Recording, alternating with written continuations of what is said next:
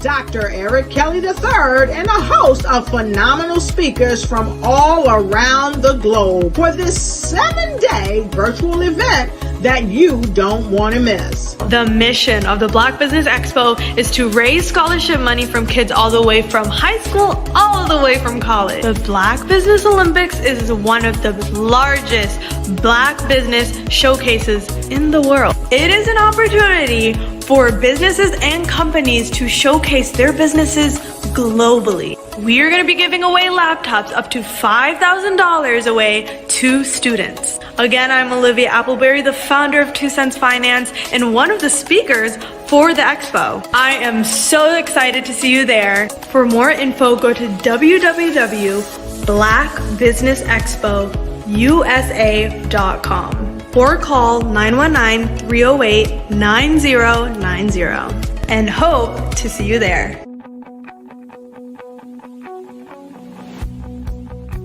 I am Black business. From the moment I wake until the time I sleep. Yes, I am Black business. I am Black business. Tell me, are you Black business? I am Black business. Do you support Black businesses? Listen, I support Black business because I am Black business. Black Business Expo, one of the largest business showcases in the history of Black business in the world. The world! Sign up today at www.blackbusinessexpousa.com or call 919-308-9090. I am Black business.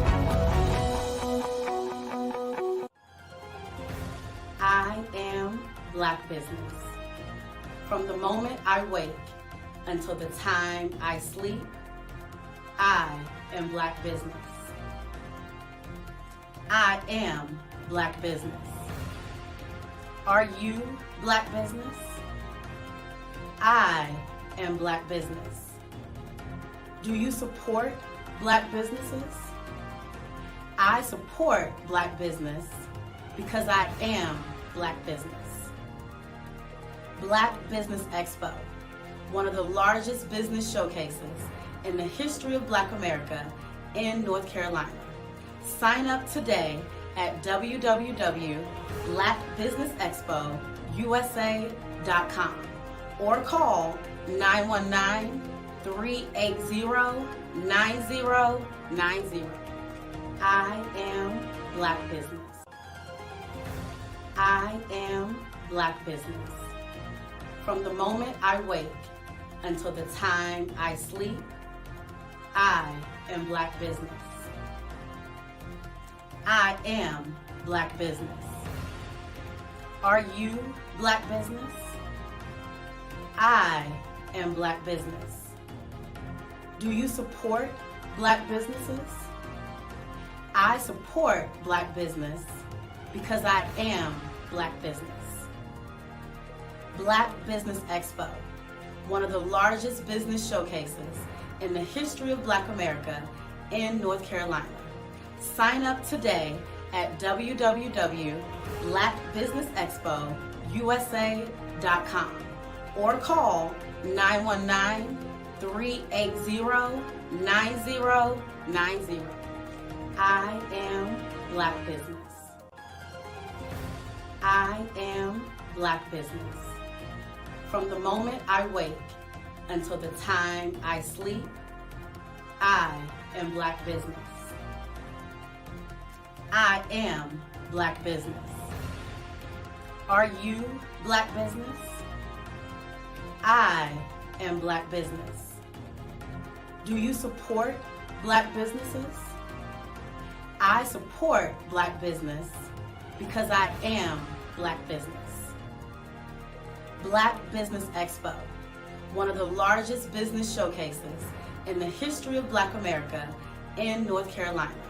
Sign up today at www.blackbusinessexpousa.com or call 919-380-9090. I am from Washington, D.C., but I was raised in Durham, North Carolina. I came to Durham when I was about 5 or 6, and then I traveled back and forth to D.C. because it's where my people are from. One of the unique things about my family is my mother, she's also an artist. She does quilting, and she does a lot of artistic things. And then my son, he draws with both hands, his right hand and his left hand, like I do. So that's kind of a family trait. And then my other son, he's a videographer, and my daughter, she works, she's a regional vice president for Sunglass Lab. When you start out drawing and sketching, you want to continue to explore, you know, each avenue. I do pastels, I do pen and ink, I do painting, I do acrylics. I haven't done oils yet, but I try to do all facets of art. What I say to a lot of times to people is, you know, you can't put yourself in a box when you're an artist. You have to explore. And over the course of my life, I've tried to explore different mediums. I also do sculpture as well.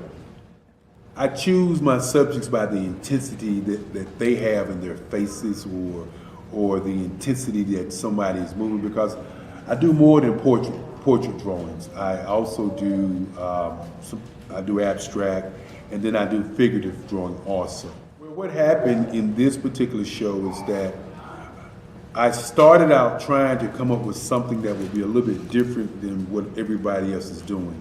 So I was working on a Barack Obama show, and they wanted me to do some paintings of Barack. And so what I did was, because of the deadlines, I kind of did it kind of fast.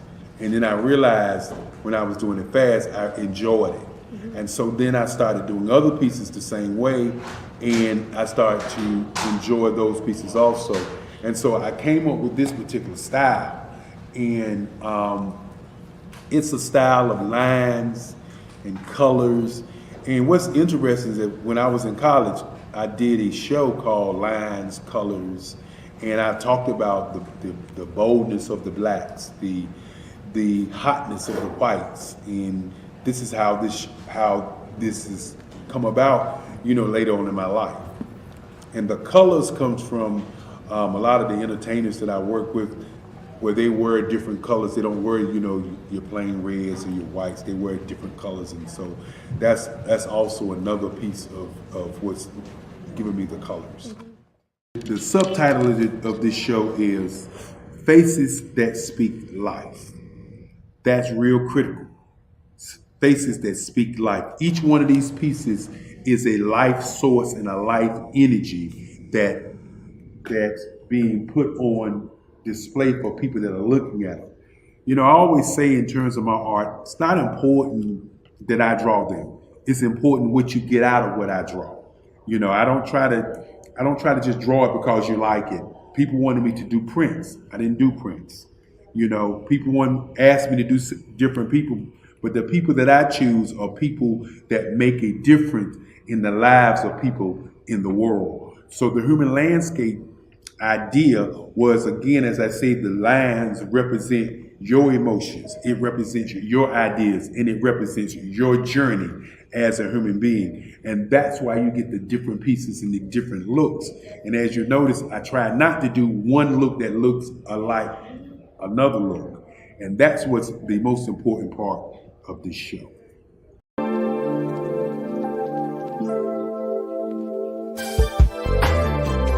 Shatika Husser here, CEO of Shatika Husser Financial Services. And I want to tell you a little bit about my story and how it is I became the CEO of Shatika Husser Financial Services.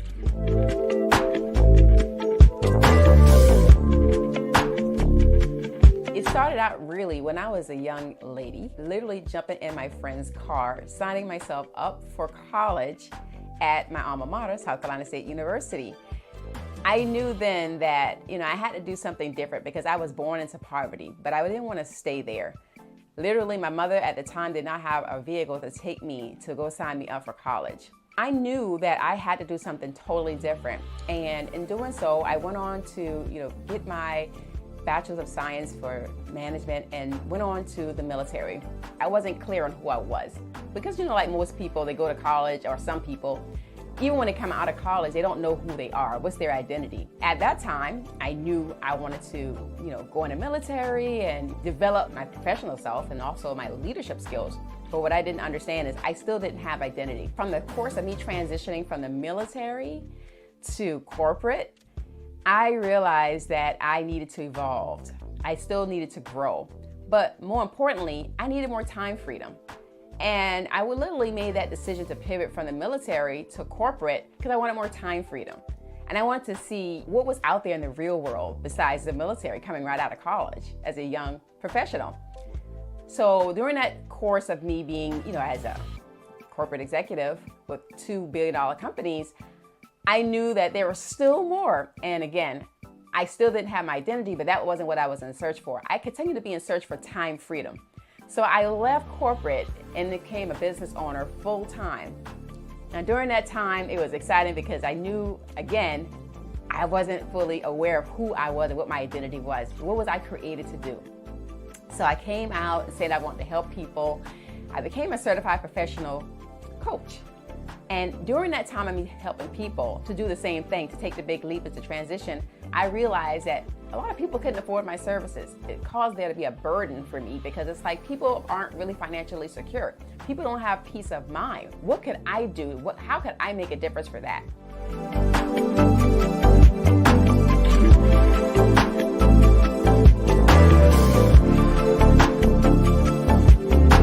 In less than 90 days, I put on a major event where quite a few people, a few hundred people came out. In that defining moment, I knew that this was what people needed. After the event, so many people walked up to me and they were so grateful and so appreciative of the event. It led me to believe that this is where my calling was. This is my identity. This is what I need to do. I need to reach back and help people with their finances. Because while I was able to reach graduate level with my degree, I didn't understand how money worked. And that's why I do what I do today. I said, I have to teach the next generation on how to position their money so that they can take care of their older self. And that's where my passion came from. Literally a little over 4 years ago, I lost my 2 closest friends. I was devastated. Both died from the flu at the time, and they had never really lived. And I said, people have got to be able to live. You can't work your whole life and then expire. Have the opportunity to have peace of mind, to be able to position their money so that they can take care of their older self with passive tax-free income. That's what I do today. That's how I help people. I help everyone to retire before they expire.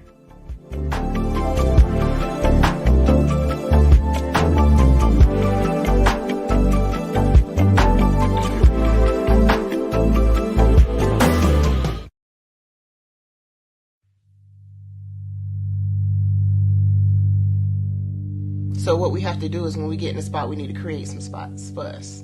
That's the main thing. We need to be able to be in a position where we're able to create those spots for us.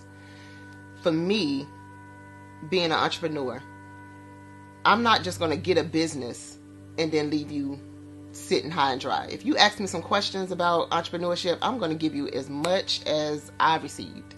I've seen people who made it, and then when you ask them, it's like, okay, now you have to pay me for the information, the same information I got for free. We probably in totally different cities. There's no way that we're going to bump heads or anything. We're not competing. Bring me up with you. And so I just think that whatever education that I have, then I need to be able to give that to my own as well. So create the spots. You can create the spots when you get there.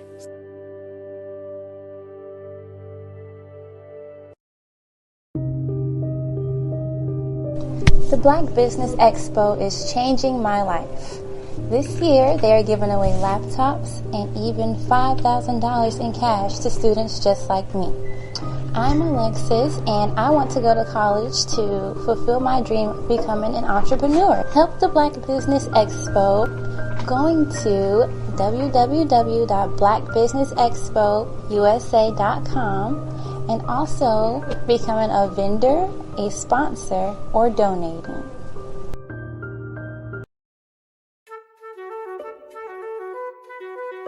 This is Dr. Arnold T. Petsworth. Yes, that's his given name. No, don't look into it. He's the owner of Petsworth Vet World, a veterinary clinic in Hopton, Connecticut.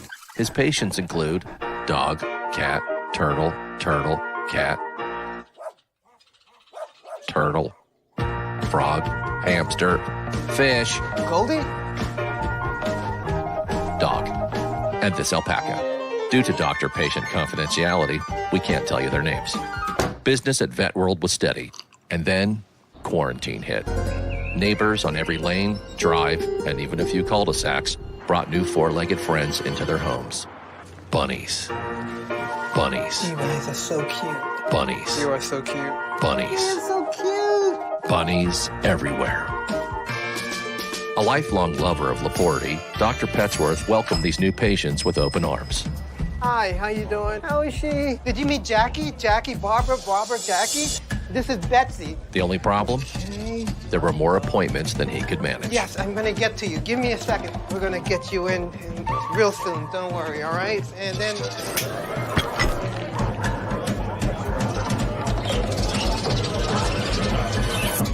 That's when Dr. Petsworth turned to his American Express business card, which offers spending potential that's built for his changing business needs. He decided to hire a new assistant, Julio, who's actually more of a bird guy. But that's just between us. And with spending power built for business purchases, he used his card to furnish a new exam room with extra tail space. Together, Dr. Petsworth, Julio, and American Express Business made sure all the pets of Hompton got the love and care they deserved. All right, Julio, man, that was great, man. And everyone was happy. Especially these guys. Get the card built for business by American Express.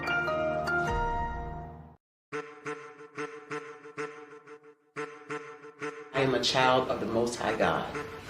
He has gifted me in ways that I could not even imagine and didn't know.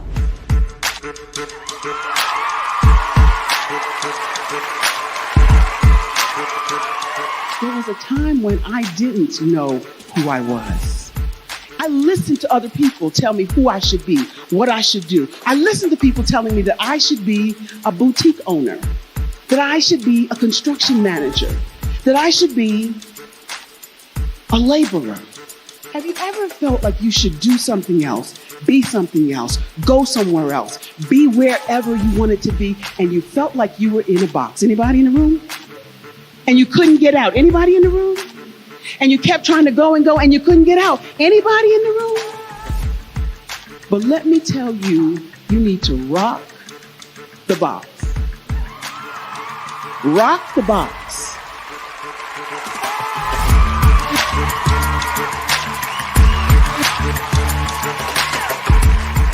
I am engaging, inspiring, and empowering.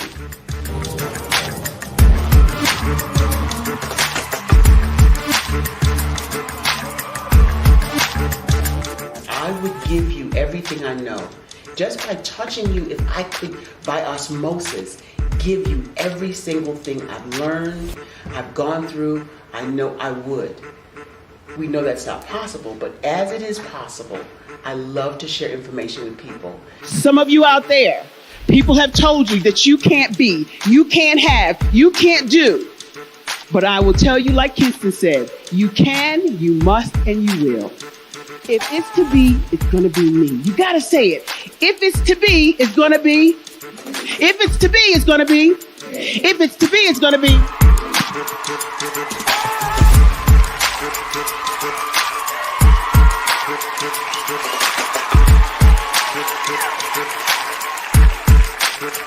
Barbara is because she believed what her mama said about her and not what other people told her.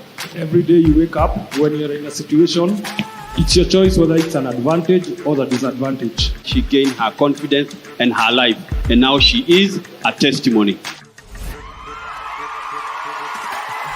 If I can help you elevate yourself, then I feel like I'm elevating my own self as well. What you know and I know together can change the world.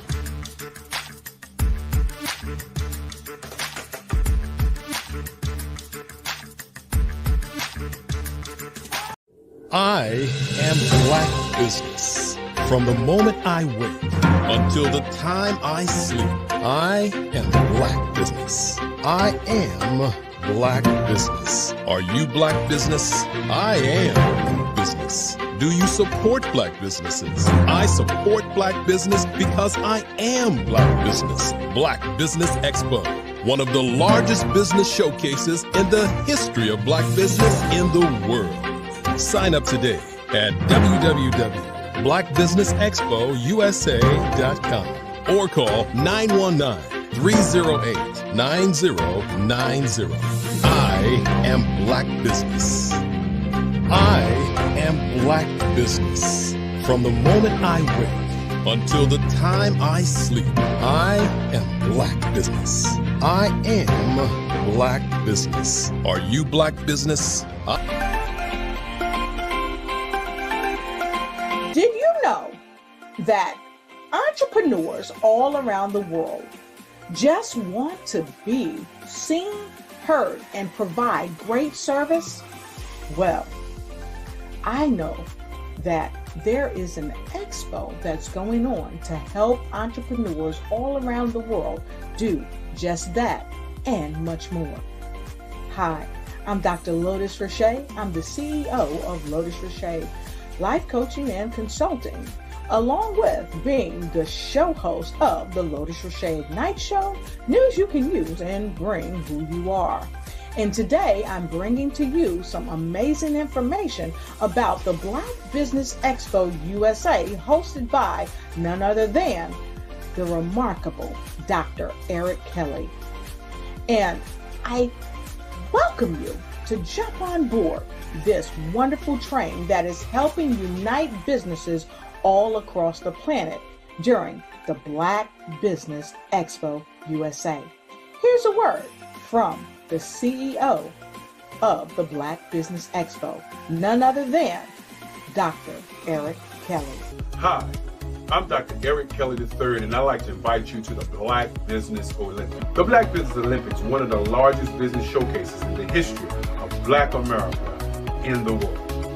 It gives your company an opportunity to showcase, to market, to advertise your products and services worldwide. And for those who would like to speak or be a vendor, corporation, or company, I implore you to give us a call at 919-308-9090 or go to our website, www.blackbusinessexpousa.com. My genius is understanding your vision and utilizing your vision to help you earn a profit. Good day, good day, good day to all of my business owners, entrepreneurs, thought leaders, corporations out there. Welcome to the Black Business Network. I am April Griffith. I am the owner and founder of Kingdom Power Living, where we are changing lives one temple at a time through optimal health and wealth. I am your Black business moderator for this afternoon, or perhaps evening, morning, wherever you are around the world. The Black Business Network is a 24-hour business network showcasing Black businesses, Black owners, entrepreneurs, and thought leaders worldwide. We have speakers from North Carolina, London, Singapore, Africa, Japan, and cities all over the United States. The Black Business Network is a global community sharing its business knowledge to empower, inspire, and educate businesses about business. Our next segment is going to be a fireside chat with Shara Lewis Campbell and Grant McGaugh. They're going to be talking about generational wealth through wealth writing. Shara Lewis Campbell is the co-founder of Beauty and the Beast Publishing, a book publishing and media company. Shara's mission is to create a concrete collective of authors in the industry who write from a place of authenticity and integrity. Grant McGaugh is an effective brand development master who utilizes finely honed business skills to lead the development of succinct strategies that harness the value and revenue generation and brand recognition for all of his clients. I present to you Shara Lewis Campbell and Grant McGaugh. Thank you so much for joining us today. Hi, thank you. Thank you, April. Awesome. Welcome. So excited to hear what you guys have to say today. And just want to leave you with this, that genius is coming, and I will see you on the other side. Thank you. Well, Shara, we see ourselves here again in similar spaces, similar places, even though you're in London or near London, and I am in Miami, Florida. And for those that are listening in now and have not, seen us or listened to us here, probably over the last 3 or 4 months, we have had an opportunity to tell our story and to talk about some important subjects, specifically when it comes down to publishing, writing, being an author, and generational wealth. So what I'd like to do, I'm going to start this off and ask Shara, because she is our resident subject matter expert, how does she speak to the intersection of generational wealth and publishing?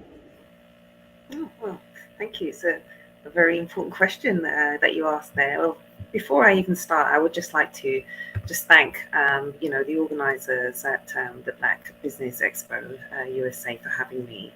And just to say, in terms of your question, I think it's very important that we're able to utilize stories that we've been told, in our past, from our ancestors, and that when they were first shared with us, even where they originate from, were probably not even documented, at that time. And I think it's really important that we have these stories to date. And that we have them in print, and that we can even sort of involve ourselves in these stories as well, and put ourselves in there where we may, have not appeared before, and bring new information and new light to these stories that we have sort of learned throughout our culture. And if you look across the board in other cultures, these stories are also part of their upbringing and life learning and story building, storytelling. And I just think it's so important that we have them, because we can utilize those teachings so that we can learn from them, as we have done, in order to sort of build our own businesses and sort of shape ourselves today. And it's so important for the younger generations as well. A lot of this information is lost over time, and if the younger generations have something to look back to, refer to, I think it will all stand us in very, very good stead, especially for our demographic. I truly understand that storytelling is so important. You have to hand it down. That is something that's been done in humanity for thousands of years. And there's an interesting story going on right now.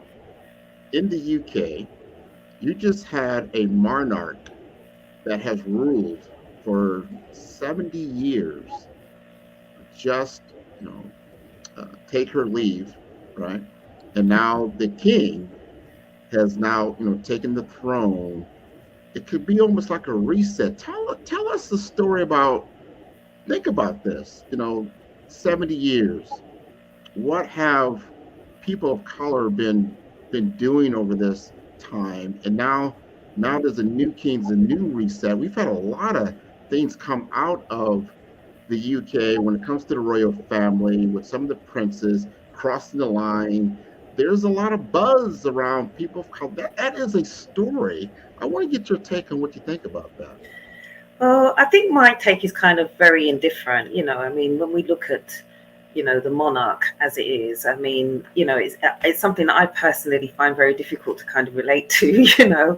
I don't come from that circle, and with all the proceedings and celebrations that you would have seen celebrating the Queen's life, as it were, it's unprecedented. I have never seen anything like that, and anybody who had seen the original, when she was first coronated, and then her passing, would have been quite fortunate to have that sort of experience. I suppose it is quite unique to us here.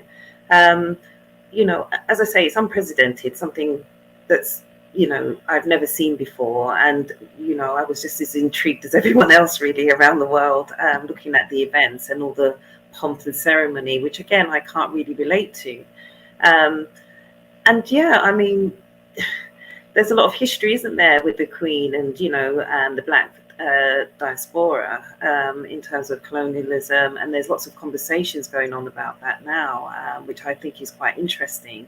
And it'd be interesting to see how that pans out. So I suppose that's where I sit with it. And it'd be just very interesting to see how those conversations, take place in the future. And I'd be very interested to see how what the outcome is from those conversations. Outside of that, I think that you have to respect the person who she was, and her reign that she had for those 70 years. And that is something to be, remarked on.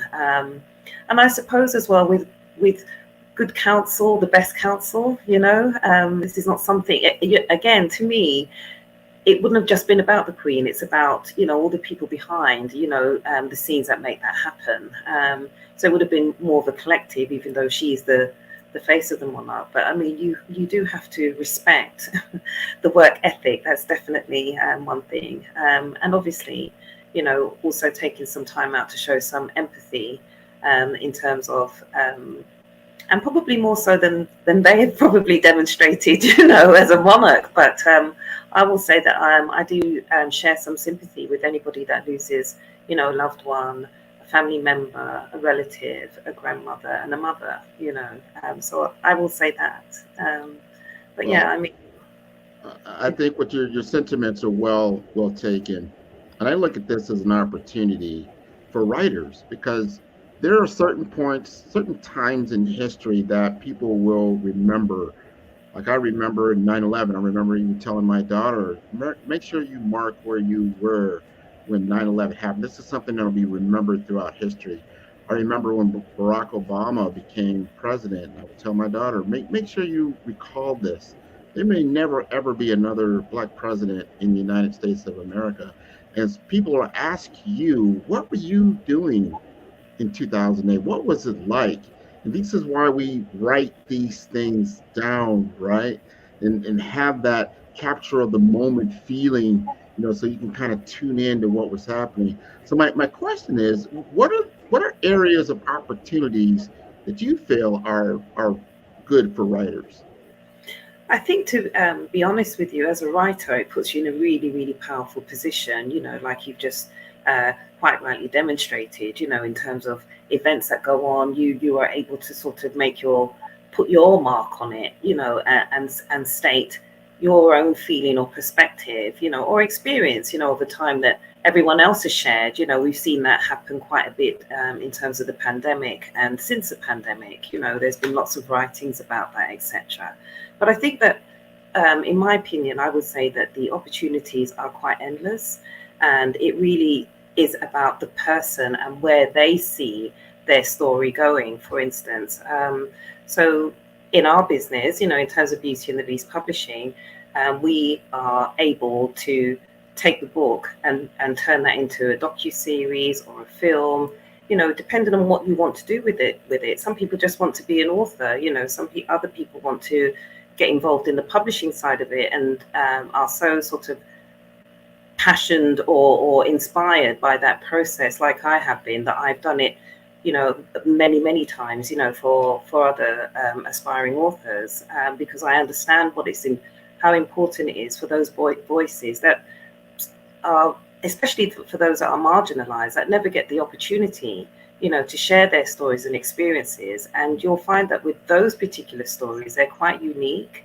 They're very honest, and they're very authentic in that they have a lot to sort of offer, rather than some of the writings that we have seen that are,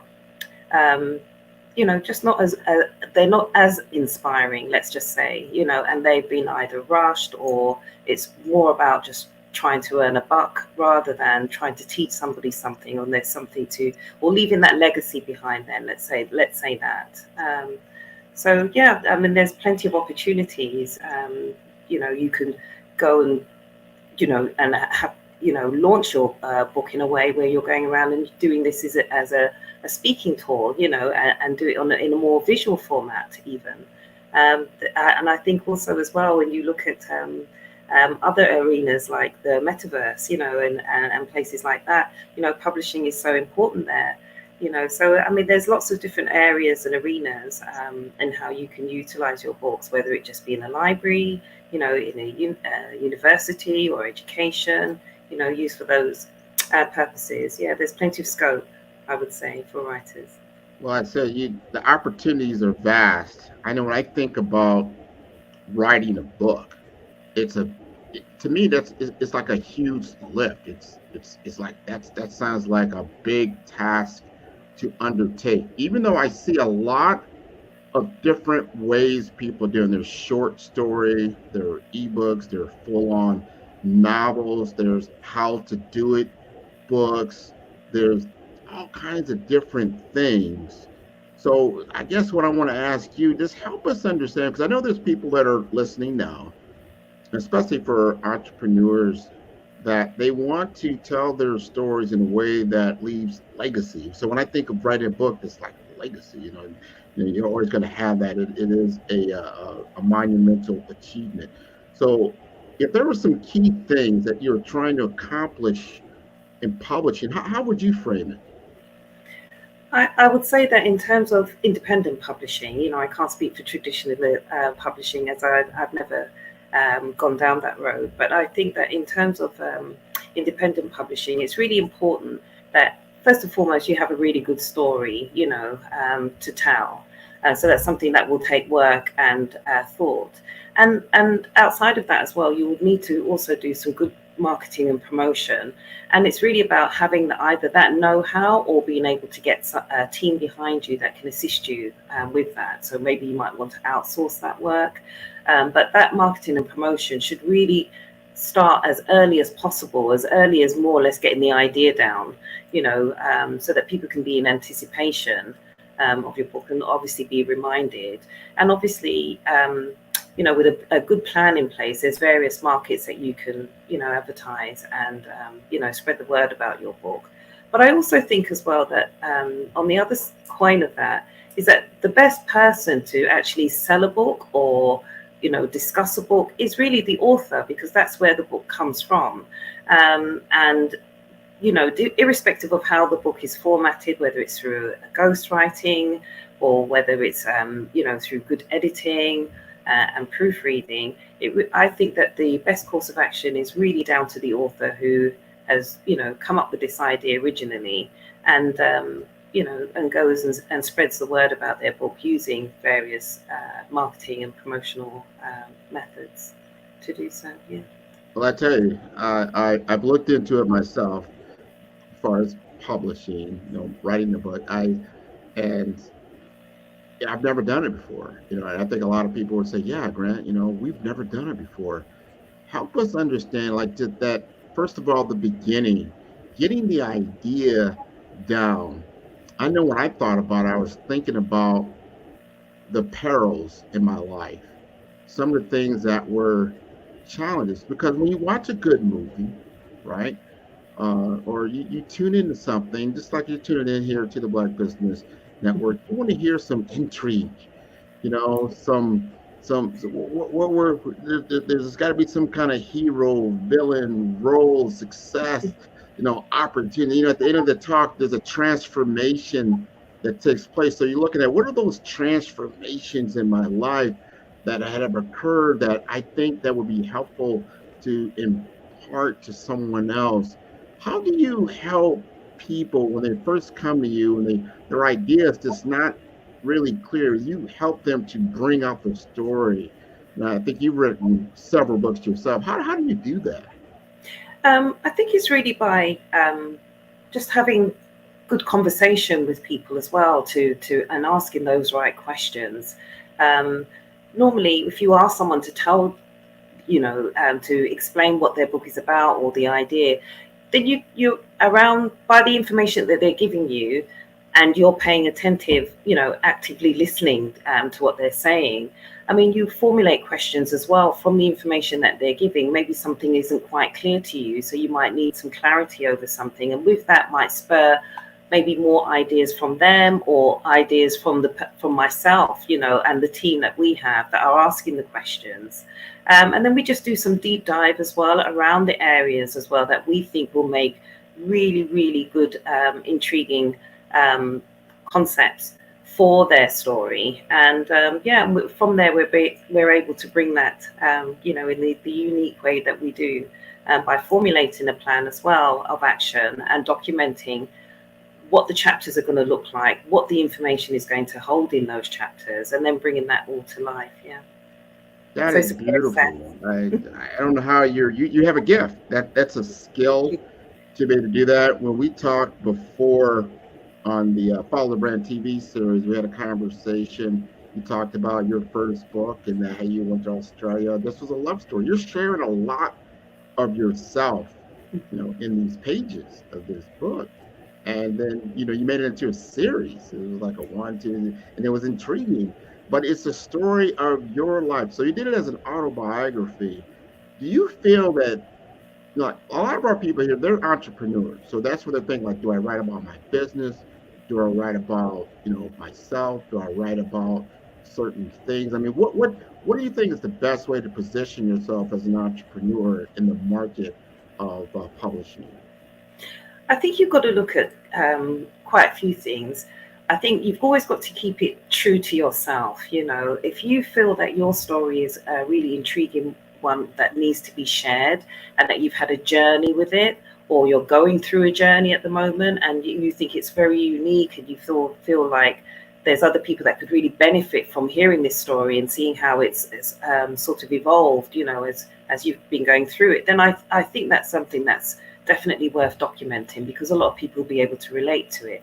But also as well, there are key trends that are taking place, like I mentioned earlier, there's a metaverse at the moment, which is like a big subject, and also the area that you're from as well in terms of personal branding, and then you've got like writing as well, which is also just a really good space and a great way to generate wealth.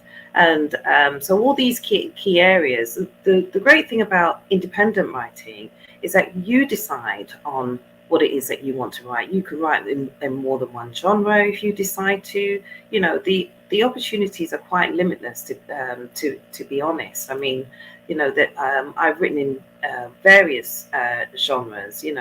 I've written about education. I've written about business. I've written romance books. How to do books. You name it. And I'll keep going. With whatever intrigues me at the time. And there's always a market. For these. You only have to go on KDP. Kindle Direct Publishing, to see all the different genres that they've got, and they, develop these as other genres. Evolve over time. So. I think that there's plenty of space for everyone, depending on which genre you want to write in and what appeals to you. But I think that also, again, by having a company like ours as well, you can also come to us as well and have a consultation and say, look, I've got a range of ideas that I want to discuss. It would be within our interest to want you to be able to share your voice, and be able to promote those messages that you have that are quite key, important to you, for you to share with the world, and I think that's very important. There's a space, everyone's got a story to tell, and I think everyone should be given the opportunity to tell it. Well, you've got me intrigued now, because you said something about the metaverse, and I'm trying to visualize this, publishing in the metaverse, and this is a new opportunity, new stream of business. How do you see the metaverse playing into the publishing space? Well, I think it's a very developing space as we speak, and I think it would be very interesting to see how that turns out. It's very early days for me, very early in the process. And, we're learning along with everyone else in that space. But I think that, again, the opportunities are probably even more so than will extend even further beyond what writing that we see today, in terms of the avatar aspects, the networking, the storytelling, the business and opportunities that it will bring as well. I think it will probably take writing to new heights, and I look forward to see what they are about, and I look forward to being involved in that as well. But I'm also learning like everybody else. I'm no expert in this, and I wouldn't like to think I was an expert in anything, as it allows me to sort of grow and, and evolve and develop within the space. I tell you, your passion is well noted. I get the feeling just talking to you that this is where you live and breathe, and that you find your space here, and that you just like you see authors all around you. Like everyone has a story, and I truly believe that too. Everyone has a story, and it's just a matter of how do you put it together and package it to make it important, not only for yourself, but for anyone that would pick up your book or your content, digital or maybe even virtual, and have it have an important message. So if I heard you say this right, you don't have to be like this prolific writer. If you can get your story out on paper, just write it out, just tell the story, it doesn't have to be grammatically right. You'll take that and help a person go from that very beginning, these humble beginnings, all the way to a published novel or book or ebook? Definitely. And I think that, for me, I think that in terms of anyone who wants to write, we all started from somewhere, we went to school, we all learn, and some of us are, probably better at maybe even speaking the story than writing it, and that's what we're here for, with our team of editors and our global partners as well. We can help to create the story based around the person so that they actually are feeling that it's their story. It's not like, as in some cases that I've heard, where people just sort of take a story and go and edit it and do their own thing without even checking with the person that has presented them with the story. And then it kind of all goes right off track. And I've heard of stories, or having to pick up stories, where the author feels like they can no longer relate, to the original story that they first, had in mind.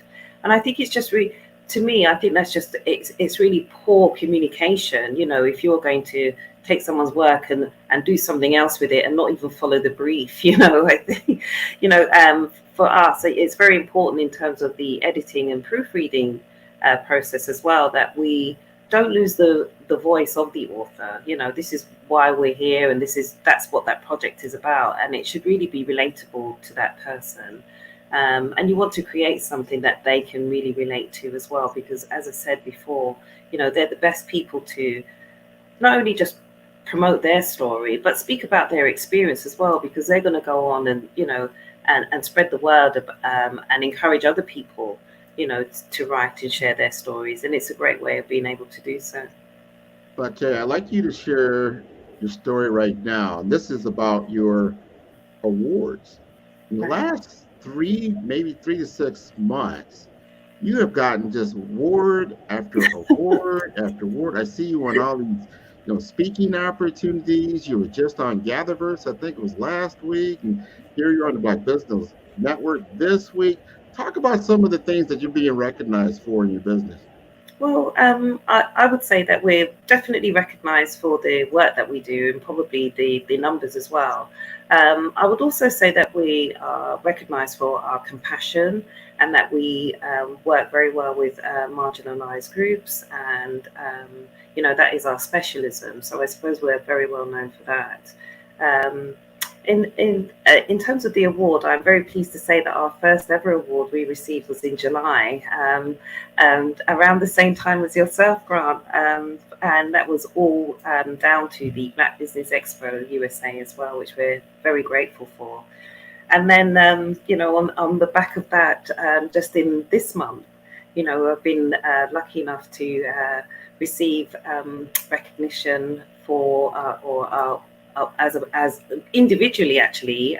So myself, and being recognized for being one of 100, joining 100 other individuals recognized for being points of life. So one of 100 points of life, which is really special to us because it was given to us by a global partner who also has an international award-winning, multi-award-winning business, I might add, and probably knew how much it would mean to us to have that recognition. So that was really good as well. And we received that because not only do we do our businesses virtual, but we were actually doing some in-person discussions and conversations as well. So taking it a step further, going outside of our comfort zone as well, as it were, to meet people in person, especially our partners as well that have flown in into the UK as well. We've gone out of our way to make sure that we have those discussions and meetings as well. So we've done those a couple of times and we've been recognised for that work. So yeah, it's just it's been really good. And you know, as you said, also earlier this week we attended the Gatherverse, which was just a wonderful discussion. It was a wonderful, important discussion, I would say, as well, to be in that space and for the first time and be recognised as well for the work that we were doing by the founder as well of Gatherverse as well, which I'm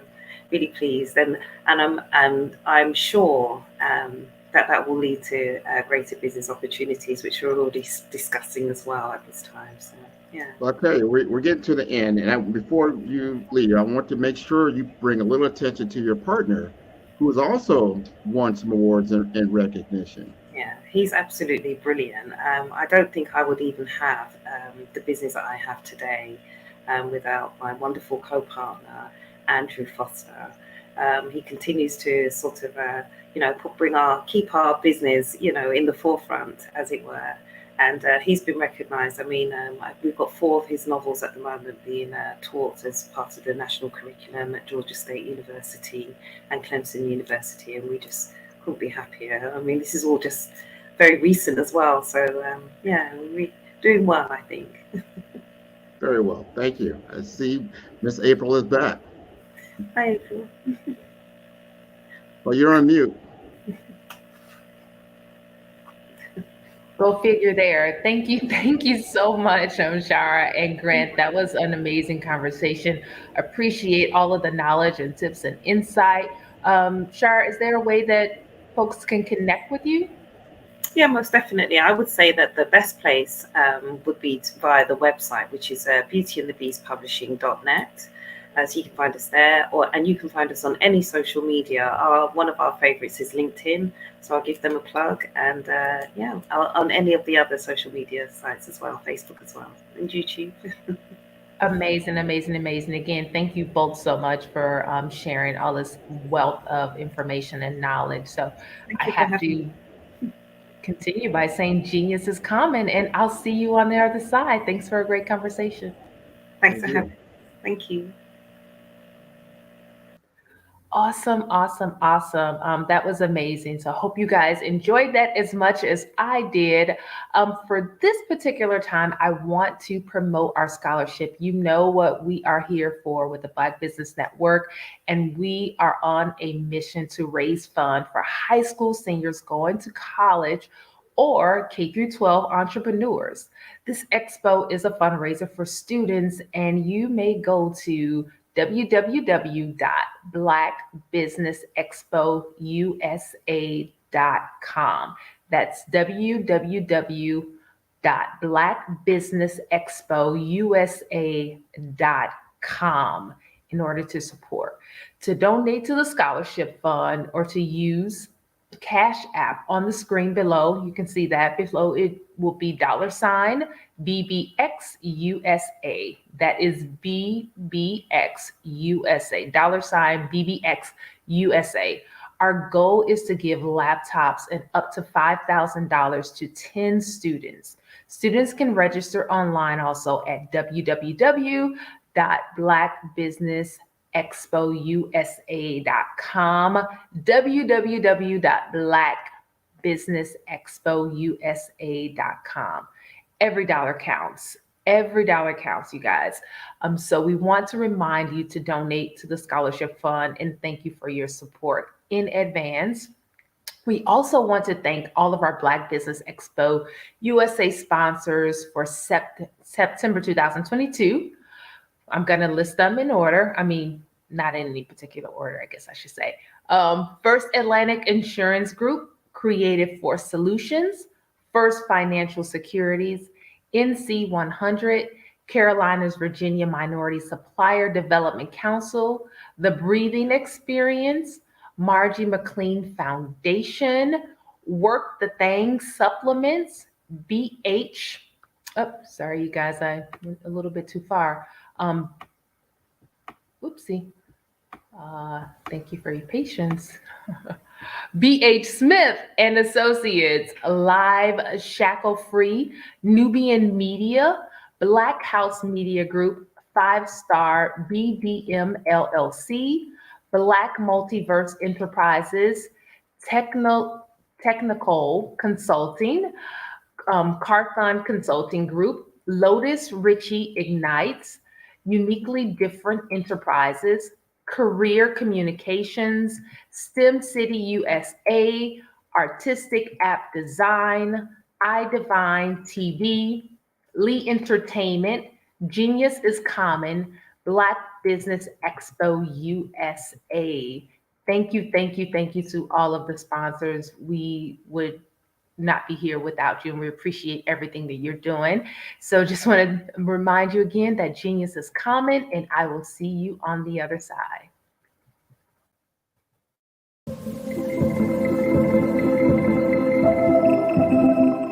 Design is human. It's about people. It's about life. We've designed everything around us since the beginning of time. The things that we see, the things that we hear, experience, and feel. And in this evolving digital frontier that we are calling the metaverse, there are opportunities to do things that we never thought were even possible. But with innovation comes responsibility, and there will be many challenges that we must face and overcome together. I've often wondered, how do we create balance between humanity, technology, and the environment in a world that is already constructed? It's as though we are designing against the grain. This is something that many of us are trying to figure out at this technological tipping point. I personally have spent countless hours of my life, especially in the last few years, really thinking about this, thinking about how to create amazing, innovative, and artistic, immersive experiences using technology, but while still doing our part in this world to protect our people and to protect the environment. And what I've realized is that collective thinking around design is holding us back. It's become mechanical, a series of conflicting checklists and linear conventions, components of production cycles. We don't always think about design as coming from within, as inherent to our species, the human. So today I will discuss 5 immersive design considerations for the metaverse outside of these technical checklists and processes. These are considerations that are a little more qualitative, sometimes a little harder to wrap our minds around and transfer that knowledge into meaningful action. These are the things that impact our decision making and the world we live in, whether we realize it or not. And when we make this connection more mainstream, I truly believe that we can evolve the world by pioneering what artistic but responsible, immersive design looks and feels like, and what the metaverse should evolve to become and to include. My name is Natasha Rapsat, and I am an experienced designer, strategist, multi-dimensional being, an explorer traveling to see the bones of the world and to learn for the future of humanity. I have medium brown skin and dark hair that is pulled back. I'm wearing a black shirt, red lipstick. Before we get into the considerations, let's discuss immersive design for common understanding. Feel free to leave comments or questions. I will do my best to answer. Thank you for joining me today.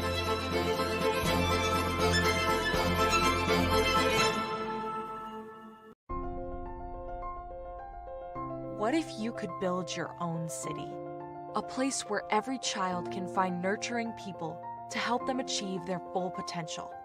A place where every adult can access job training support, where health education is abundant, where social justice ruled the land.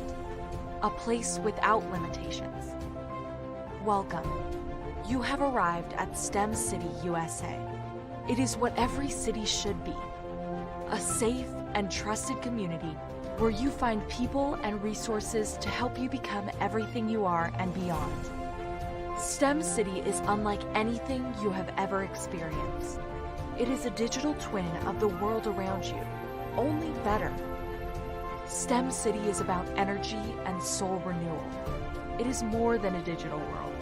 You can almost feel the power of live cultural events, music, and theater.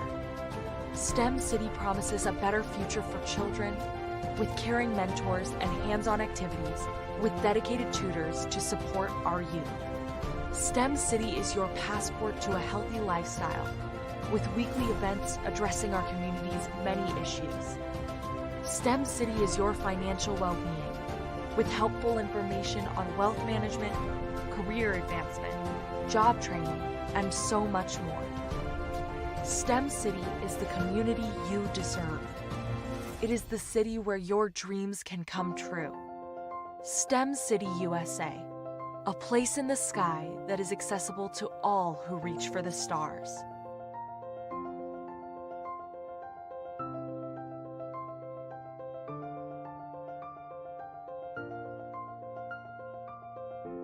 I'd like you to imagine with me, if you will, opening an app where you can collaborate with like-minded individuals from around the world, get inspiration and in-app tools to launch and grow your business, as well as share your knowledge and earn compensation, all in one app. Well, the name of that app is Truso, short for Truly Social. Hi, I'm Matthew Newman, the founder and CEO of Truso. A new concept in social media, Truso is designed from the ground up to be a platform that's both social and empowering for all its users. How exactly do we do that? I'm glad you asked. First, Truso brings the world together via video. Psychologists assert that video provides a significantly more effective connection than audio only. When you enter a community on Truso, you're face to face. Second, on Truso, you don't have to have 1 million followers to monetize. Our business model allows all hosts and moderators to monetize, no matter the size of your following, by 1, producing fee-based content, and 2, inviting others to join the platform as subscribers. Even more, Truso has an in-app resource library with over 100 free resources, forms, and documents to help you build your brand and grow your business. Third, Truso is inclusive. The deaf and hard of hearing communities make up 360 million people worldwide. Unlike audio-only apps, Truso embraces this community, providing a networking platform that allows them to participate via video and closed captioning. We even have a deaf and hard of hearing foundation in the works as well. Fourth, Truso is both social and safe. We refer to Truso as a virtual extension of the beauty shop, barbershop, and brainchild of the community. A place where there's laughter, along with wisdom, growth-oriented conversation, and genuine connections in a safe space. Truso even has proprietary security to ensure we maintain a safe environment for everyone. Where are we at now? Truso is live, y'all. We've launched in beta and we're acquiring users daily. We have an incredible development and marketing team, plus amazing celebrity influencers at the table, helping us spread the word around the globe, beginning within the African diaspora and beyond by creating a safe space for growth, connection, and collaboration. We're truly excited about Truso. We've created something special for which there is a global market. And we invite you to embark on this journey with us as a shareholder. The future for Truso is truly bright. Join us and let's go there together.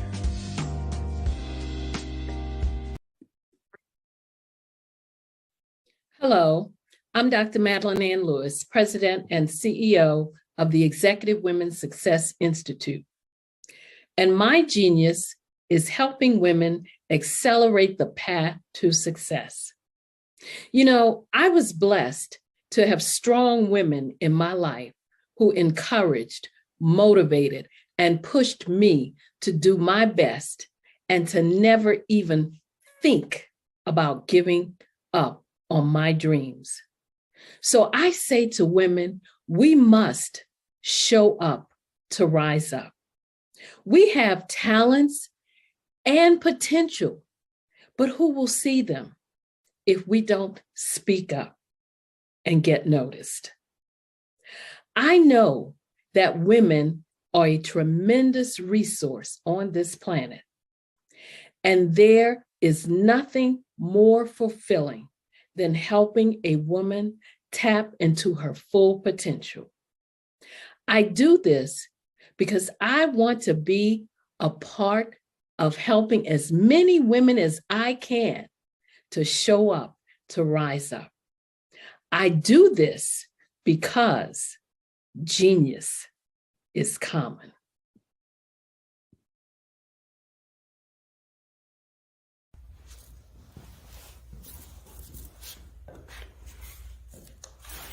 How you doing? I'm Rodney Allen Rippey. Yeah, the child actor. Well, now, leading man.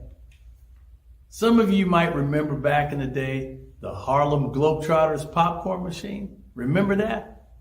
Well, it was a Saturday morning special that would come on, and I was there with Geese and Tex and Meadowlark Lemon. Remember the show? Well, I had a great time. And I have to say a huge, huge thank you to all my fans out there. Thank you for all the years of support.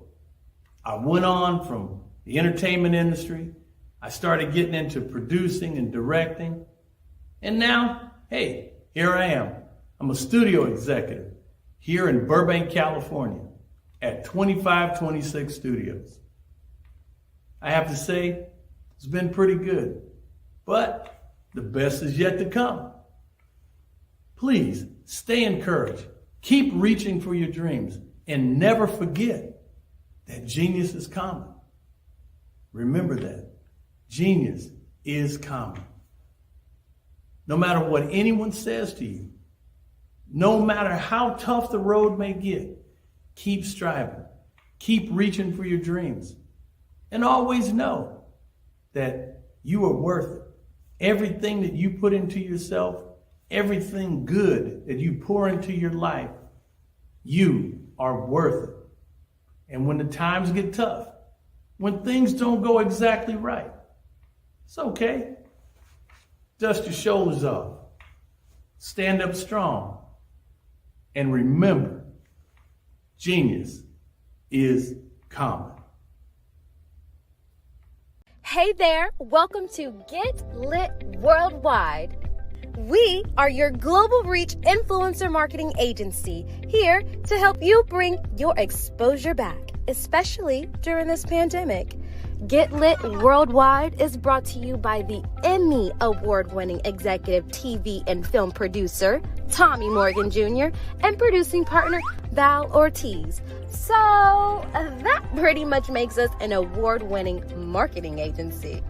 With us, we only do marketing that works, using the most viral, captivating, and ROI-focused social media influencer campaign strategies for brands. So let me go ahead and tell you the truth. Businesses can no longer afford to ignore the popularity and importance of social media platforms promoting their products and services. We connect companies to our highly sought after exclusive influencer database across all major channels, guaranteeing authentic, memorable campaigns that yield immediate results, powered by insights, data, and creativity. Don't stay behind that 8 ball. Learn the advantages of partnering with social media influencers to showcase your brand. This is the future of authentic and people-centered marketing. Let us show you how our services will get you lit worldwide.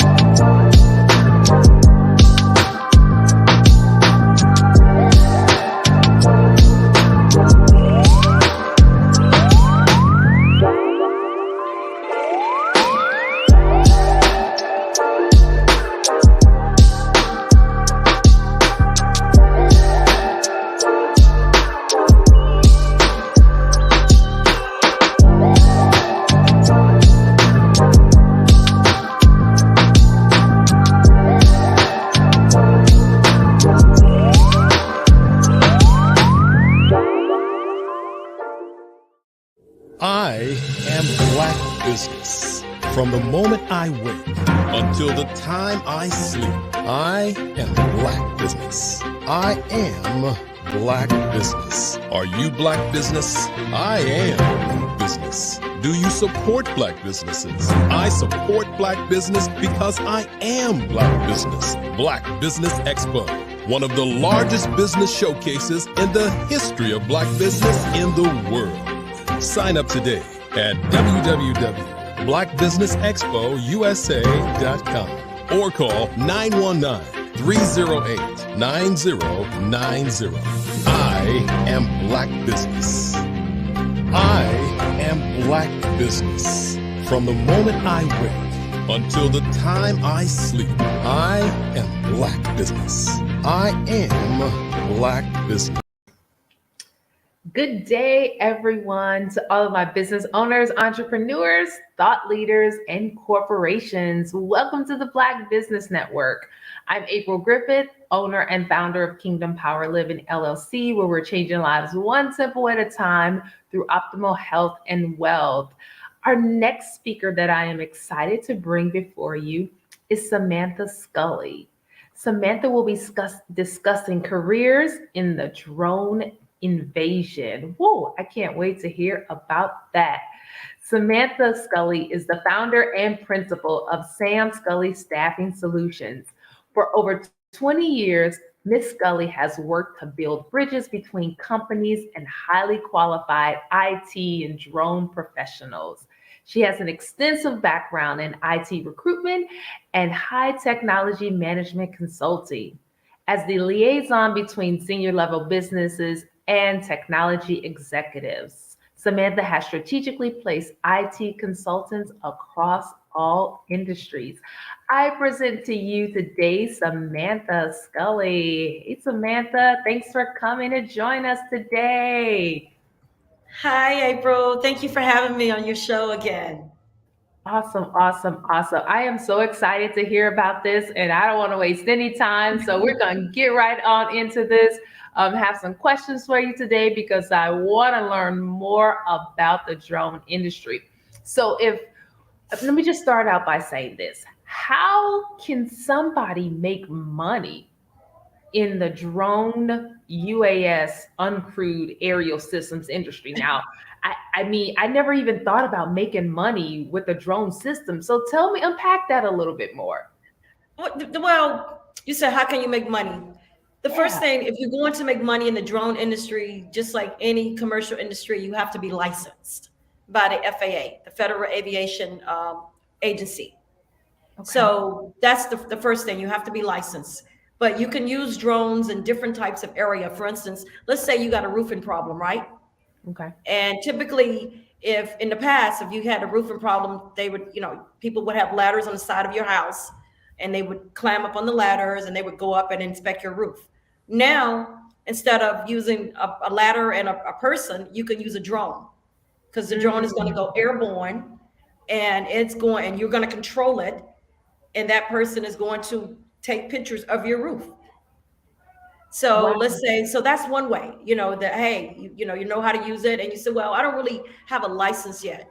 And technically you're not supposed to charge if you don't have a license. So that's why they want you to get a commercial license, so that you understand that this is a aircraft. It's not a toy, and there are rules and regulations behind using that and managing that. Okay. And then the other one, April, you said, how do you make money? First of all, it's $1 billion industry. By 2025, my notes here tells me it's going to be $480 million by 2025 as far as revenue in states. As far as worldwide, by 2023, it's going to be $488 billion worldwide. Wow. So that's one of the reasons you want to get in, because first of all, the industry is growing. Secondly, it's an easy entry. You don't have to buy United Airlines or Southwest. You could just buy a small drone to get started under $500. And it's just numerous opportunities. Okay, so I think you've kind of encompassed a whole bunch of the questions that I was thinking of before. I mean, why would anybody I never even thought about starting a drone business. Why would someone want to do it? What are the reasons why? And you just gave a lot of them, because the industry is definitely growing. It's going to, by 2025, you just mentioned how much it's going to boom. And it sounds like there's also a low barrier to entry, but maybe you can give a couple other reasons why someone would want to start a drone business like me and never thought about this before. Why would I want to do this? Well, like I said, for me, during COVID, as I was already a staffing company in the construction area, construction, architect, agriculture, leaving out one, construction and engineering. So I'm already placing people, in programming software positions within these companies. So now, as you know, there's construction going on all over the world. And there's all kind of things there, companies are rebuilding the roads and restructuring things. So now, instead of, again, using bodies to go out and do certain type of work, you can use a drone. For instance, let's talk about real quickly. Let's say you're in Africa, or you can be here in Los Angeles, but you want to help out with an agriculture project. And one of the ways a drone can help, as the drone can do some of the work that typically that the people do. The drone can fly over those spots instead of, again, using a person to physically walk down each, plant. You use the drone to find out, are these plants growing? Did that seed take? Another one, like I said, getting back to Africa, what about medicine? Where there are places within certain countries and certain places where you cannot get the medicine, or you can't get the blood back to the lab in time. The drone can literally go pick up that drone. The drone can literally go pick up that blood sample and deliver that blood sample to that lab, which will help that person's life. Whereas before, you've got to wait till the blood gets drawn, put into a truck, or however it may be. Then the person has to drive the truck, be on the road, and then, that's more time, whereas a drone can do it in 20, let's say less than a half an hour, depending on the route. So now I see one of the questions, what is a drone? A drone let me show you what I have here. Give me a second here.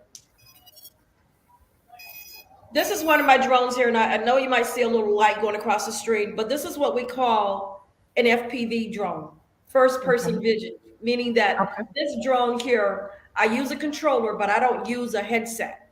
So a drone is a mechanical device that goes airborne, and they're equipped with a camera. This particular one is not equipped with a camera because this is specifically used for a sport called drone soccer. But otherwise, if I had a camera, I could use this drone to collect images, do mapping, meaning it goes around the city, not it goes around the city, but it flies around the particular architect or land, and it captures images of whatever it has. It captures images from above. So for instance, like tomorrow I'm doing a drone class and we're going to go to Fiesta Island. And you said, well, what can you do with a drone at a beach? Well, other than bring your beach chairs and your water bottles, you bring your drones and you bring your controllers. What you can do is you can fly over the ocean. You can fly over the bay. And then you can see all the people that are out there doing water sports that I would like to do. You can fly over those people doing the water sports and you can actually see them better. So you see them out there in their boats. You see them out there water skiing. You see them out there, paddle boarding. And your drone can be over them capturing that footage. Wow. So you're telling me that a drone isn't just like a toy, because that's maybe what I think I thought about it before, just like something that maybe a little kid is fascinated by, a drone, but it sounds like it's so much more than that. Yeah, it's basically it's a mini robot. It's a mini robot that you can fly. Flies. Got it. I love it. So you talked a little bit about breaking into the industry, like why someone may start a drone business. You talked about some of the growth, things like that. Tell me a little bit more maybe about like the market growth. Is it specific markets that drones are going to be popular in? You mentioned like being able to go from Africa and bring blood, maybe to another area. So are there certain areas where the drones are more common, or the growth is going to be more in certain areas? Tell me a little bit more maybe about the market growth and a little bit more of the numbers. Okay, so as far as market growth, definitely drones are really big in California. So we're using them, as you might have heard, UPS, Amazon are using them for drone delivery. Drone delivery service, that's a big area. As I said, I mentioned drone and agriculture. Also mentioned you can also do drones making movies, like some, for instance, I don't know if everyone went to see The Woman King, but some of the shots I can tell by the view, it was an aerial view. So you can use drones for movies. We talked about delivery. You can use drones for roofing and real estate, especially if you have a huge property you want to capture, or even if you have a small property and you say, well, I'm going to move to Compton, California, but I want to know what's within a 5-mile radius. So that drone could capture that material, that footage for you. Also, let me see, I got a note here. We can also use drone for mining. We can use drone for wildlife tracking. Again, that's something that I've seen them in Africa do. You can use drones for construction. For instance, let's say in LAX, Los Angeles International Airport, we're building up our airport and we're putting down all these new, I'll just say, transportation systems.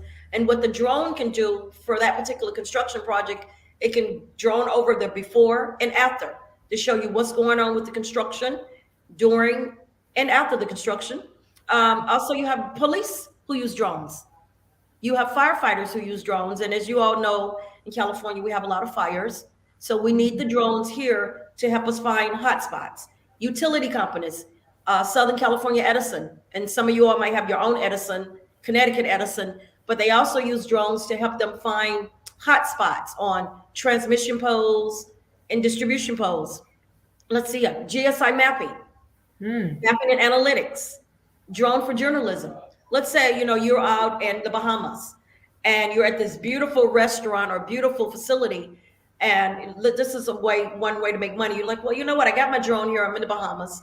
Let me capture how beautiful it is at the beach. And then you take that footage back to the hotel and say, I've got some great footage. And if you're interested in this footage that I captured, I'd be happy to sell it to you. So that, I learned about that from a young lady about using drones for tourism. And you can't take your drone in every country. You definitely have to take a look at the laws and the rules and the regulations. Okay. So I think that's an important key. I want to stay there a little bit because I know you mentioned earlier about like commercial licensings and things like that, and you can't use a drone everywhere. We talked about starting a business. Now, I think that there are some rules and regulations about, maybe the Part 107 FAA, drone rule. What tell us a little bit more about that? Like, what do we need to be cautious about as far as rules and regulations and how to get in and, all of that? So first of all, let me unplug this drone, because the one thing about drones is the battery lives are short. For this particular drone, it's 3 minutes. So I'm gonna unplug it, disable it, put it to the side. Yes, 3 minutes, short. So first of all, in order to understand and know the rules and regulation, the first place is to start off with the trust exam.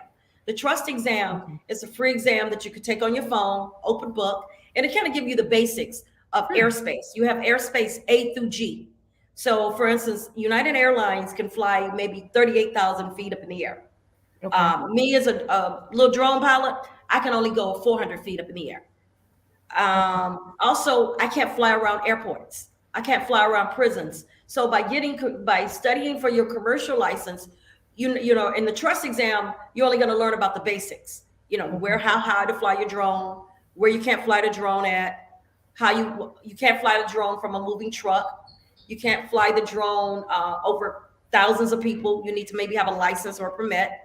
So that's the basic. But the FAA 107, that exam is the one that breaks down all the rules and regulations, which is something you basically study for. So let's talk about how old do you have to be to take this exam. First of all, you need to be at least 16 years of age. And speaking of the states, in the United States, you have to know English. As of now, things might change. They do a background check, not saying that you cannot have a criminal record, but they do a background check. Okay. Because once you sign on with the FAA, you're basically going to go take this exam. The exam is about 80 questions, and you need to pass at least with the 70. That's not bad, right? Passing with 70, right? Right. Okay, so what's the FAA? I'm gonna accept it for those of us that may not know what that is. What's the FAA? The FAA is the Federal Aviation Administration. Okay. So they are kind of like the IRS, meaning the IRS, we know the IRS, we owe them tax money, we got to pay them. FAA, you put a plane up in their sky, you put a drone up in their sky, you got to deal with them. So that's why we have to register our names, our drones with the FAA. Once you buy the drone, at least if it's 155 pounds and under, and then if it's over, then there's a different registration. Different pilots have different types of pilots have different licenses. So for instance, I'm a day pilot. If I want to fly in the nighttime, that's another certification for me. Okay. Because you have to be able to arm that drone again with lighting systems. And so I haven't taken the test. I don't know the rules. So in order for me to be able to fly at night, that would be another test, or another exam I would take, so that I, like you say, I would know the rules and the regulations. And then the other part, Alice, I know we talked about the age, the score. Once you pass the test, you are going to part 2 is talk to the FAA again to say, hey, I passed my test. And then you're going to get like, how we all have our driver's license or our passports. Same thing with the FAA. Once you pass your test and you turn in your test scores, you're going to get a federal aviation ID, so that when you're out flying, whether you're flying helping the cops with a natural disaster or just a regular disaster, or you're doing roofing, you want to be able to pull out your identification if someone from the FAA, which usually they're not going to be walking around like, where's your ID? But just in case if a cop pulls you over or asks you, what the heck are you doing?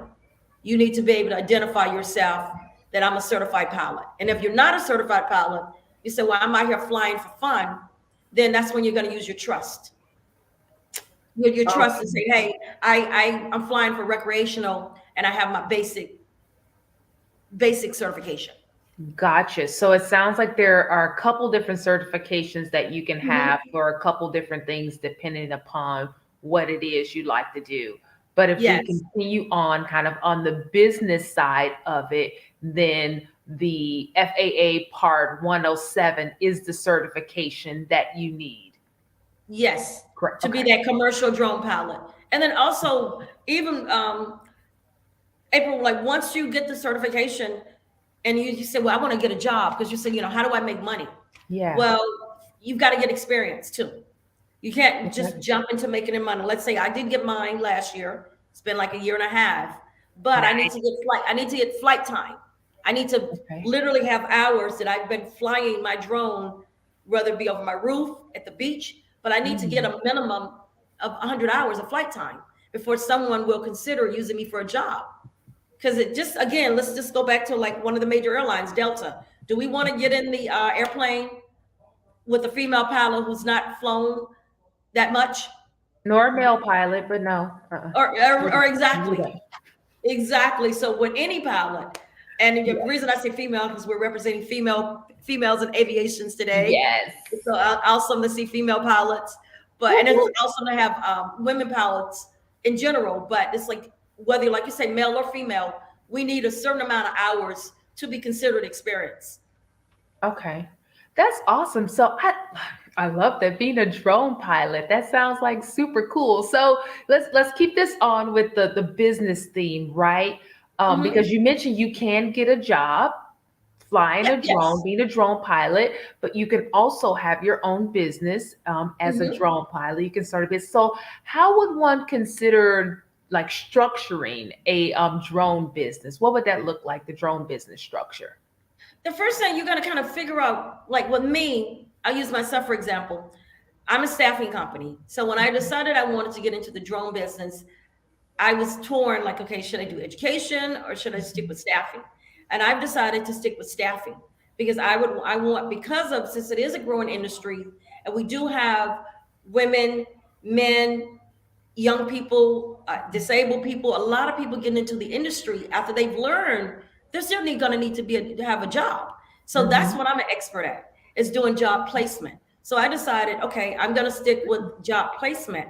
In addition to job placement, I'm also going to have maybe some workshops. I'm not going to like really teach you how to get your FA 107.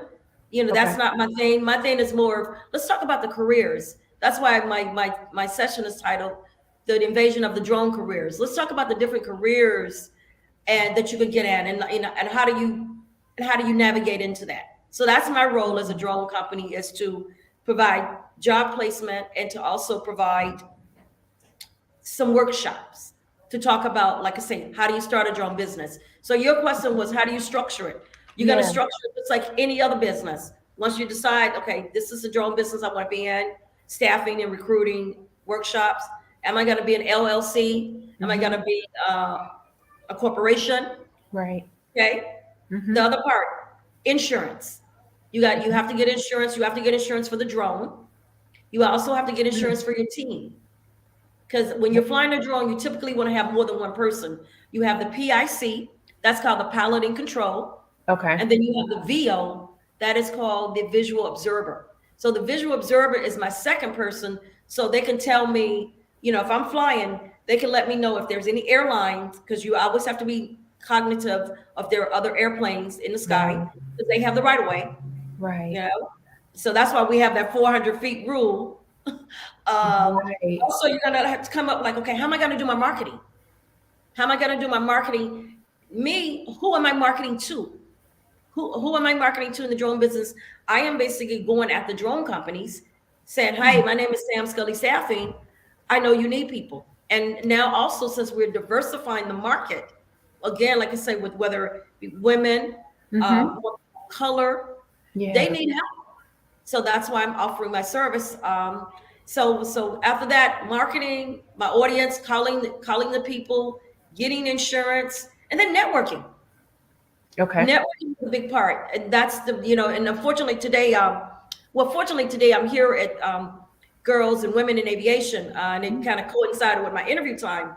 But the thing about it, I'm networking. I just met the Compton Air Team. I just met some FAA, Federal Aviation people who invited me to another event because the aviation is industry. It's big, but it's small.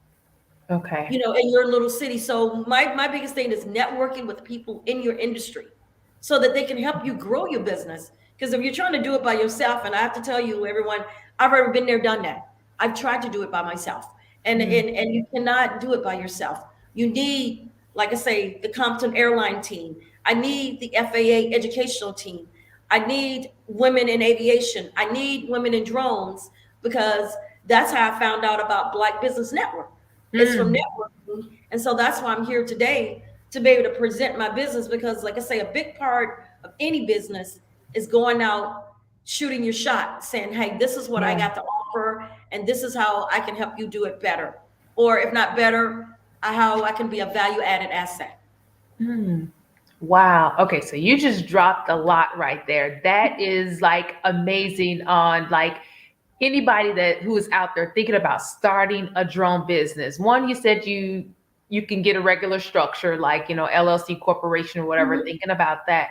But the second thing that you said that's really important is you can't do this alone. So you need a team. So starting out as a new drone business owner, you need to identify people to help you start this business. Did I understand that correctly? Yes. You because when I'm out networking, you got to be looking for people to grow your team, to grow. I mean, because you cannot scale. And again, I've been doing this for a long time by myself. And of course, I've always networked, but I didn't want to loosen it up. And I realized that I can't do both. I can't be flying the drone, looking. I mean, you can, but I realized that I need other people to help me. Yeah, so like to be more successful, like you said, and to scale and things like that. You might start out small, but if you want to grow, you have to add these components on. And then you meet other pilots. Yeah. Or you meet other people in the industry. Maybe they're not a pilot. Maybe they are but maybe they are an airline instructor. Okay. Who've been in the business longer than me. Or maybe they are a photographer. And they want to learn how to use drones. They know how to use cameras, but they don't know how to use drones. Okay, gotcha. All right, so this we're gonna stay on this like part 107 rules again for starting a drone business. Like, give us that seems to be pretty important part of the process. Give us a quick overview of what those rules are. Okay, so first of all, you want to prepare for the exam. And that's the first thing. You want to prepare for the exam by taking a class at a community college or looking online. So you want to take the class, prepare for the class by taking, you know, your test prep questions. Once you do that, then you literally want to buy a drone. Because it's kind of like, you know, I know how parents, they say, well, you know, if they're under 18, they said, give me a car that'll help me drive better. Of course that would, but getting them a drone will actually be less expensive. But get the drone, you know, as you're studying, so you'll know how to use the airline. Aircraft. Sure. So after you've gotten the drone, you know, you're studying, then you've got to practice. You've got to practice. And then you might want to join a club. You might want to join not an airline club, but an aircraft club. Okay. And so, and you said like women in drone or something like that. So it sounds like there are also some organizations out there that you can become a part of as well. Yeah. So and then I belong to Women in Drones with Sharon Rossmark is the starter of that. That's about 7 years old. Okay. And when I first got started, I just kind of wanted to know the drone stuff. Okay. And also from joining her organization, they were talking over my head. So I was like, okay, well, let me get a little bit more involved. So that's when I decided, let me study. And now I know what payload means. Let me talk to other women. Let me put together a forum. Let other women talk from Africa, talk from Italy, different places where they come on and they tell me what they're doing with drones in their country. And then lastly, we talked about practicing, pass the test. And then you renew your license every 2 years online, and you just keep going forward. You also study your market, and then volunteer if you can. volunteer to be the visual observer. Like for instance, when I go to my drone event tomorrow, there are going to be other people who have gigs.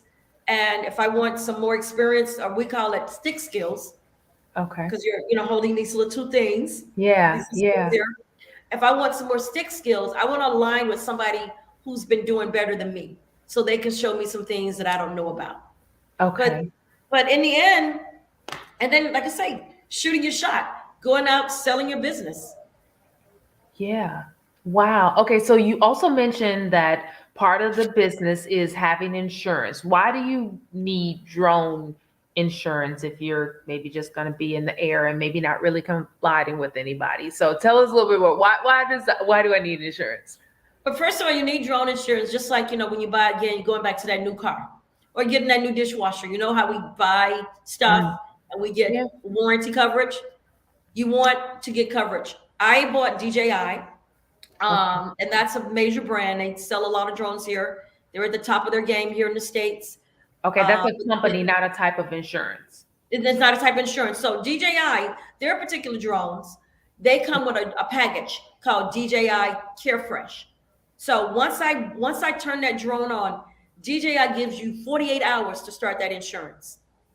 Because you want to put, just like when you drive, when you get the car, you drive off the parking lot, they want you to have the insurance. Yes. Same thing with the drone, because let's say you take your drone up in the air and the first thing it does is crash, especially if you open it in a house.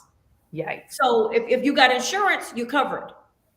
If you don't have insurance, that $300 drone, depending on how much you pay, is down the drain. So that's the first insurance on your equipment. So you want to have that so that you can, like I say, protect yourself while you're learning. Second type of insurance is when you go on site.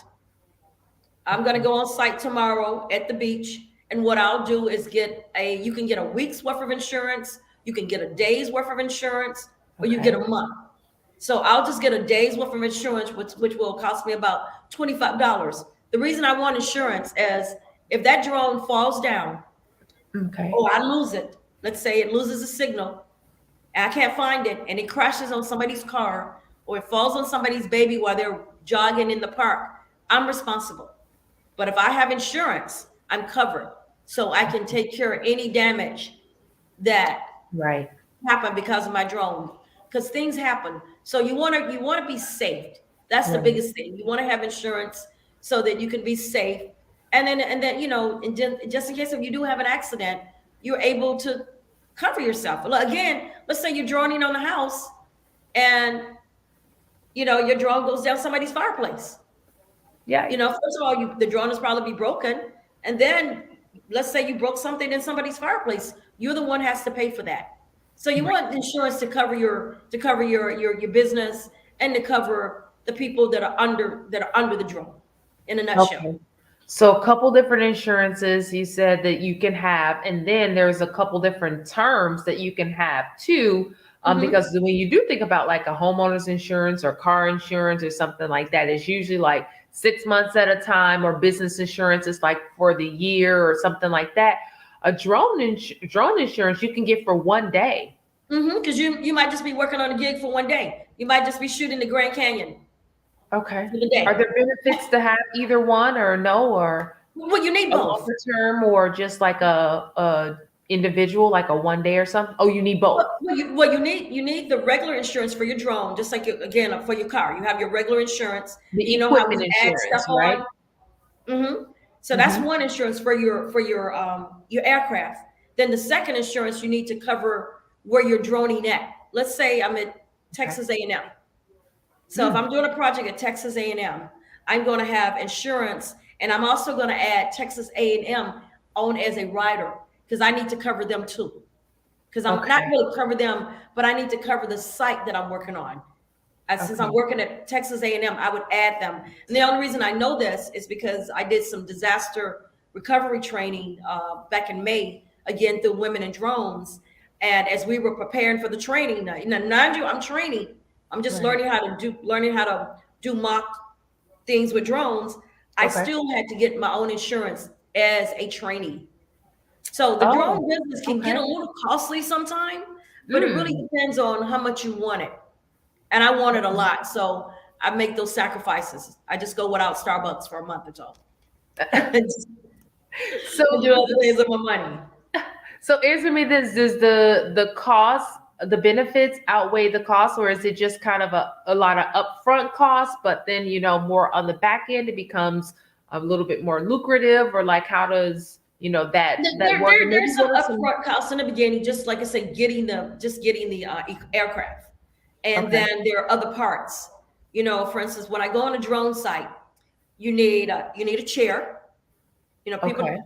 You need a drone table because you got to spread out all your stuff. Because the thing about also droning is you got to inspect the drone. Just like again, before we get on Southwest, what are those people out there doing? They're out there inspecting those the tools. Right. So the same thing with the drone. You need to be able to open your drone, not open it up, but you need to be able to open up the propellers, make sure the propellers are on right. When you need not new material, when you need to change the propellers, that might be costly if you run out of the free ones. So you're gonna need propellers. You might need to repair it. And then of course batteries. Batteries are the most expensive. Batteries, like I say, remember they only go for 3 minutes. 3 minutes. Some of them. My DJI batteries go up to 45. But eventually, just like your cell phone, you know how those batteries die out? Same thing with drones. So batteries can be a cost. And then I would say going to events. I like to do the drone. I didn't do the UAV Expo that was in Vegas a couple of weeks ago, but going to the events, going to drone expos, that's a cost. But like I said, once you start meeting your people, networking, getting opportunities, that'll all be in the past once you start making money. But it does take some time. Okay. So give me an example of, like how much we're talking about starting a business, and would you say a couple hundred, couple thousand, as far as like startup costs, and like how would one like prepare if we're talking about just kind of starting a business, and what to be able to project perhaps before you kind of start making money? Startup costs for a drone business, kind of low. I'll say under 2,000. Okay.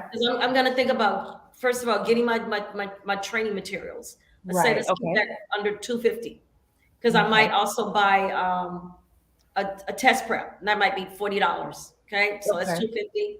After I get my study materials, I might buy a drone, $200, $300. Okay. We're already like at 550, right? Let's say my business structure, getting a business license, I think it's still under $100. That's not that much. If you already don't have a checking account, now they got new things. Maybe you could just use Cash App or PayPal, but some kind of way where you're going to where your money's going to flow. So you might need an account for that. And then I'll say the insurance. The insurance could be $80 depending on what type of drone you get, or it could be more. So we're still under $1,000.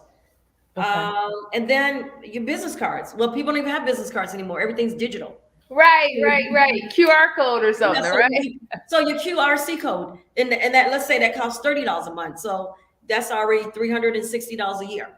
So your marketing stuff, your droning stuff, your supplies, I would still say, I would say under 2,000 to get started. Okay.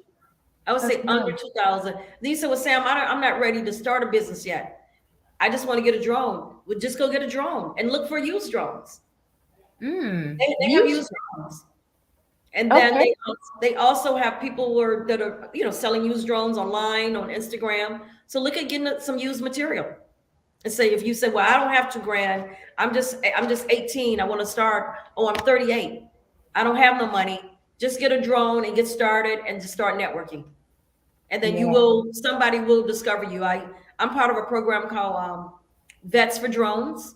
And because I'm a veteran, US in the US Navy. And the man who started the program, thank you. He said one day he was out here, I don't know where he was. I think he was in North Carolina, got a drone, bought a drone, outside flying it one day. Somebody saw him say, hey, how would you like to go to California? And we're going to train you how to use the drones. And he's been doing it now for 3-4 years. Nice. And so he, and then I was out flying the other day teaching my son, and I was at the Hollywood Sign. We went out early because I like to go out early before the sun comes down. And I got a chance to be interviewed about the Hollywood Sign because they're painting it. But the thing about it, when you're out with a drone, you draw attention to yourself. And you never know who's who could walk up to you and say, hey, April, my name is Sam. I know you're my neighbor and I noticed your roof or whatever. Right. But they could come up to you and say, hey, could you come to my house? Or could you come to my gig? Could you come to my job, my company, and show us what you're doing? Yeah. Yeah. And even start consulting from that particular. Yeah. But I think it goes back to what you said too. It depends upon, how much you really want it, right? I mean, I think we can find excuses all over the place, but that's part of like being in business, right? We understand, we do have to count the cost, but we understand that this is something that we want and we're going after it because, we can either go after our dreams or we can continue to go after somebody else's, right? I know, right? Yes. Yes. And I was like, I can't go after nobody else's. Let me just work on mine. And that's why, again, I love having the opportunity to be part of this Black Business Network because it gets a chance for me to showcase my talent and also give me a chance to ask, hey, if you want to learn a drone or you want to know more about drones, contact me directly. Yes. I love that. And we're going to get more to how like people can contact you. But I have a couple more things that I'm just, as we're talking about this like whole drone business and industry and all of these things, what are some things we talked about the FAA a little bit earlier, but some legal or liability issues, does that fall under insurance but what kind of considerations do we need to think about that as far as like a drone business? Okay, so we talked about insurance, talked about marketing. We didn't talk about portfolios. Like once you capture your footage, you want to show people what you're working on. We talked about pricing structure. Yep. But anything like legal liability considerations or things like that, you have to be at least 16. But yeah. You have to be 16, and also depending on where you're droning at, April, you also have to have a waiver. So, for instance, you just can't get out and drone. We have different apps. One app I use is called Before You Fly. Before You Fly. So Before You Fly is an app on my phone that I can pull up, and let's say I'm at the Compton Airport now. And if I were to pull up this address, it'll tell me because I'm at an airport that I would be restricted. So that's one of the legal things that you have to find out where you can fly. So that, and then let's say you want to fly there because you're doing a movie with Jay-Z, and Jay-Z's hired you to come in to do a movie. So what you have to do is apply for, I think it's an authorization. That's what's called. It's called an authorization. You have to apply for an authorization to fly in that area. What you're doing, why you're doing it, and they might authorize you, and they might not. And then it also depends on what's around. So that's one of the legal things. Like I said, getting a waiver and making sure you have an app on your phone that will give you ideas where you can fly at, because there's restricted and non-restricted. Okay. And then if the president is in town, it's all can't do nothing. Well, depending on where you are. Okay. And if you're close by an airport, I live close by 3 airports. I live in Class C, so I can fly, but I can only fly so many feet in the air because I'm like 5 minutes from the airport. Okay. So all of these legal and liability things, it sounds like, will you learn this once you go through your certification or once you take the test? You kind of like learn these things because it kind of seems like there's a lot and it's like, oh man, you can't do this, you can't do this, you can't do this. But and there's some type of, when the clouds are in a certain formation, there's a certain type of cloud formation you can't fly in. I found that out when I went to Texas because they were like, oh, what? The cloud's too low. We can't fly over there. I was like, oh, I missed that on my test, but then that's why you learn from doing. But by going out and working on jobs with people, you will learn things. Like I say, I didn't know you need a chair. I didn't know you need a table. I'm just like out there with a drone in my boots, looking cute. And I'm like, you need long sleeves on, because when you have those propellers, they can, slice up your wrist, depending on how close you have it to you. If something, goes on, if you got to pull it out of the sky. You need boots. Like I say, me, I like to wear my boots because you might be in the dirt, you might be in the sand. So you basically, you have to be like a real pilot, in uniform. Wow.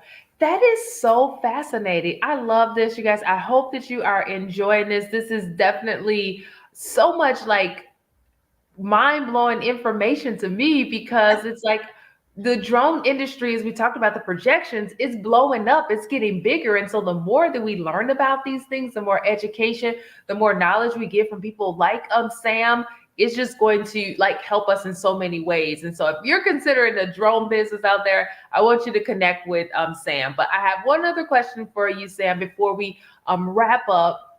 We talked about just like knowing a lot of different things.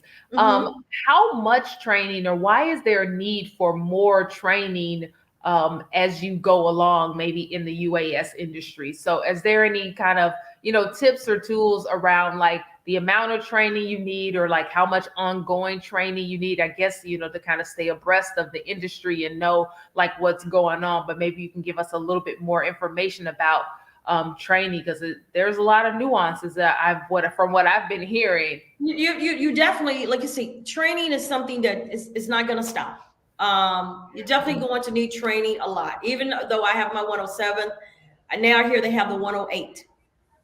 Okay, wow. And that's going to be lots of more technical things. So Okay. you want to learn, mostly the training is learning how to fly that bird. Okay. When I don't say aircraft, I say bird. You need to know how to be in control of that bird. You need to know every nuance, whether you're drawing it with a GPS or not. Because let's say I go on a gig, the first thing they're going to do is interview me. And the way they interview you is they ask you to do certain drills. And if you can't complete those drills, or you don't know what that person mean by the particular word, then you're not going to pass the test. Gotcha. So, wow. So that's why you have to continually train, continue to try to work as a VO, a visual observer, where you're working on the side with somebody else. And then there's other classes, like I say, night classes. So I'm always learning. That's cool. So I love that. We have to close this segment. I see that, yes. This has been so good and so fascinating. But thank you so much, Sam. Very quickly, let us know how we can connect with you. And we're gonna go to our sponsors right after this. Okay, thank you so much again for having me. You can find me on LinkedIn. I'm at Sam Scully, that's SCULLY, or you could go to my website, ScullyStaffingSolutions.com. And then also you can find me Indigo Staff on Facebook. And of course, I am on IG under Sam Scully Staffing. So That's thank you so amazing. much. And if you got girls and young men, old men, anybody can get a drone. The medium age for a drone owner is 55. I mean, for the industry, age 55, yes. Gotcha. Awesome. I love that. You guys know the genius is coming. I'll see you on the other side again. Thank you so much, Sam. Thank you so much, April, for having me again. And I'm most gracious for being here. Thank you so much. Thank you. Awesome. That was like amazing, you guys. I love learning more about the drone industry. I love the genius that came with that. So what I want to do right now, again, is to promote our scholarship. I want to thank all of our sponsors as well. But as you guys know, that the Black Business Expo mission is to raise funds for high school seniors going to college or K through 12 entrepreneurs. This expo is a fundraiser for students that you may know that if you want to, you can go. If you want to donate, I guess I should say, you should go to www.blackbusinessexpousa.com. That is www.blackexpousa.com to donate to the scholarship fund, or use the Cash App that you'll see on the bottom of the screen, which is $BBXUSA, $BBXUSA. Our goal is to give laptops and up to $5,000 to 10 students. Students can also register online at www.blackbusinessexpousa.com. Every dollar counts, and we want to remind you to donate to the scholarship fund, and we're so gracious. So we thank you. We also want to thank our Black Business Expo USA sponsors for September 2022.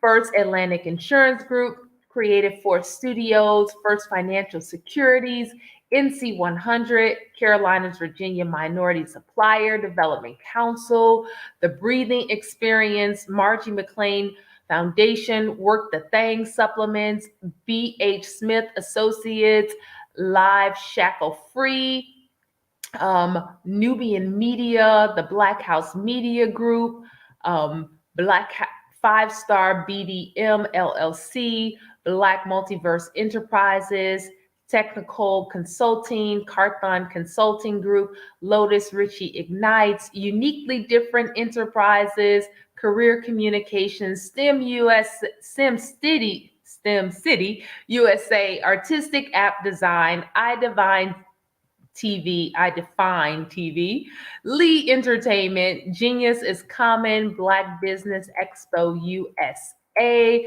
obviously Dr. Kelly and all that he is doing for Black Business Expo. And I just want to remind you guys that genius is common, and I will see you on the other side. Thanks for joining us.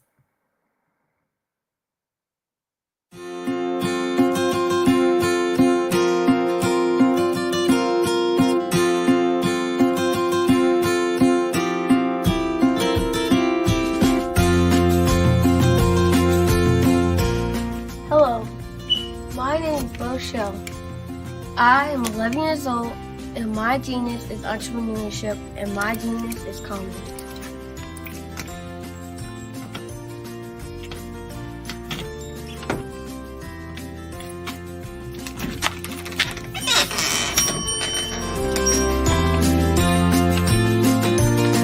I have been hard at work, and my genius said at the age of 8 when I asked my parents to buy me an ice cream cart for my 8th birthday. Why? Because I love ice cream, and I knew that 99.9% of the world loves ice cream too.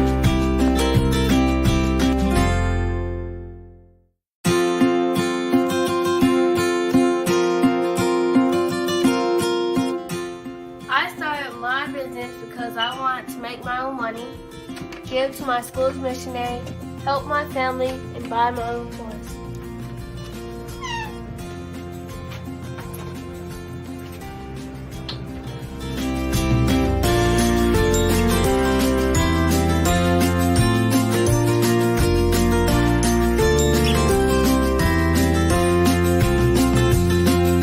While working in my genius, I have learned a lot about business and what it takes to be successful. I quickly learned that hard work, determination, and perseverance are the standard qualities you need to succeed.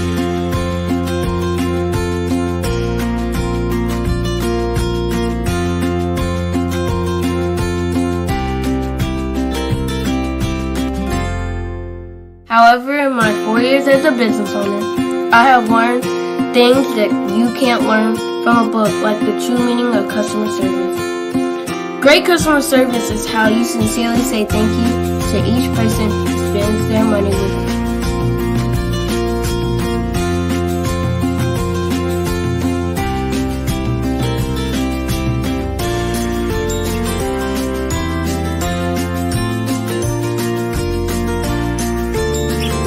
I have learned that there are more people praying for me to succeed than those who are not. I have learned that people are always watching and are expecting great things from me. I can't imagine letting them down.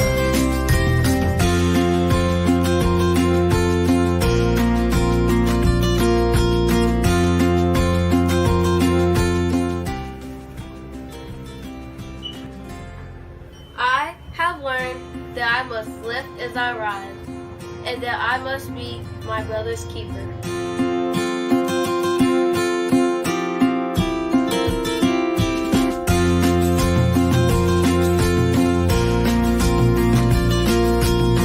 I have learned that it's very important to give back to the people, the causes, and the community where I live.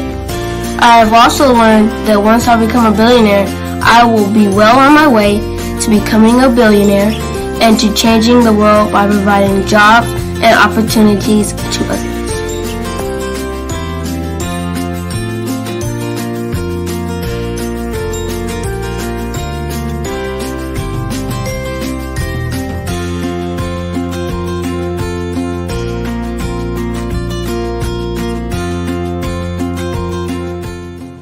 Go Shell, the little icing cube, and my genius is coming.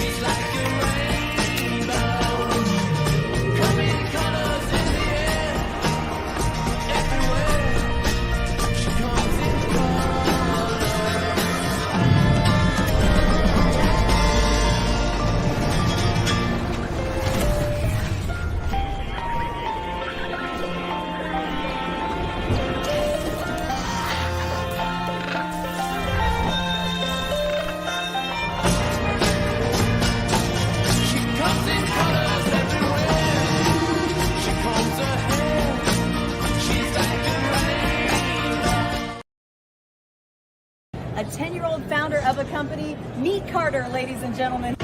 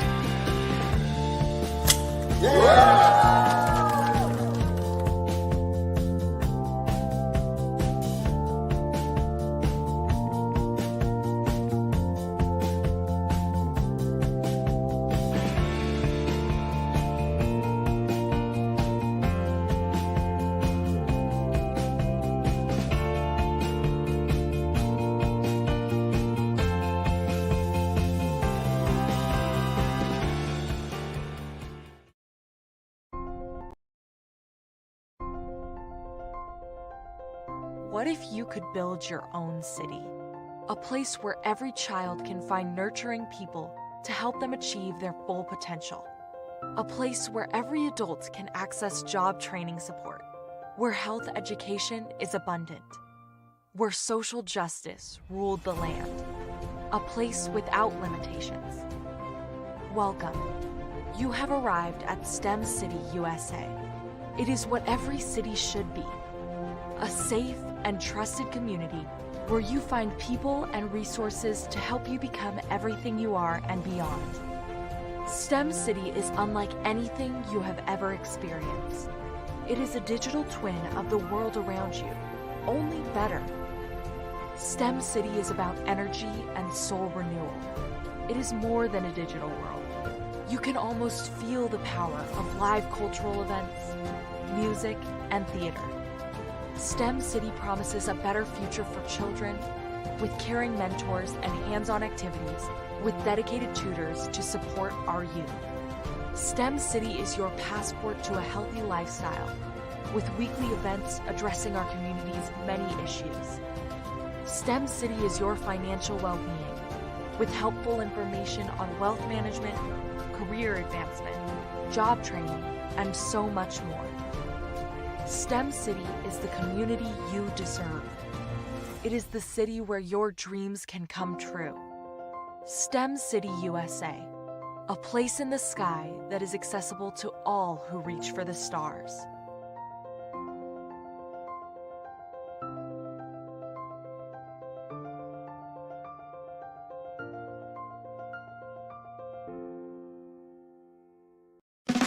Hi, I'm Dr. Madeline Ann Lewis, host of the Successful Women Show, which airs every Friday at 7 p.m. Eastern Standard Time. Our mission is to help women accelerate the path to success. Women in the workplace, women in business, and women who aspire to become business owners, live their dreams, and reach their goals. So join us Friday at 7 p.m. Eastern Standard Time.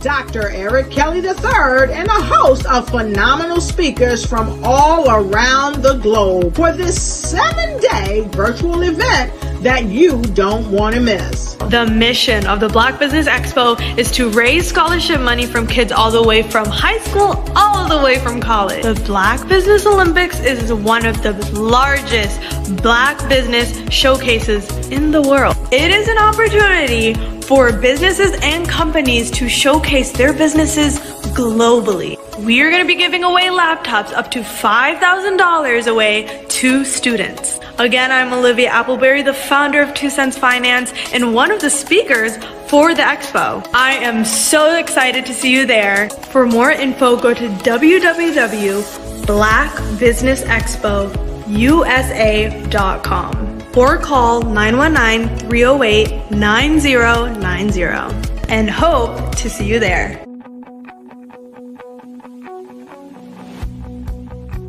I am Black business. From the moment I wake until the time I sleep. Yes, I am Black business. I am Black business. Tell me, are you Black business? I am Black business. Do you support Black businesses? Listen, I support Black business because I am Black business. Black Business Expo, one of the largest business showcases in the history of Black business in the world. The world! Sign up today at www.blackbusinessexpousa.com or call 919-308-9090. I am Black business. I am Black business. From the moment I wake until the time I sleep, I am Black business. I am Black business. Are you Black business?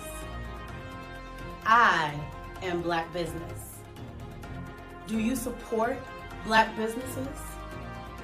I support Black business because I am Black business. Black Business Expo, one of the largest business showcases in the history of Black America in North Carolina.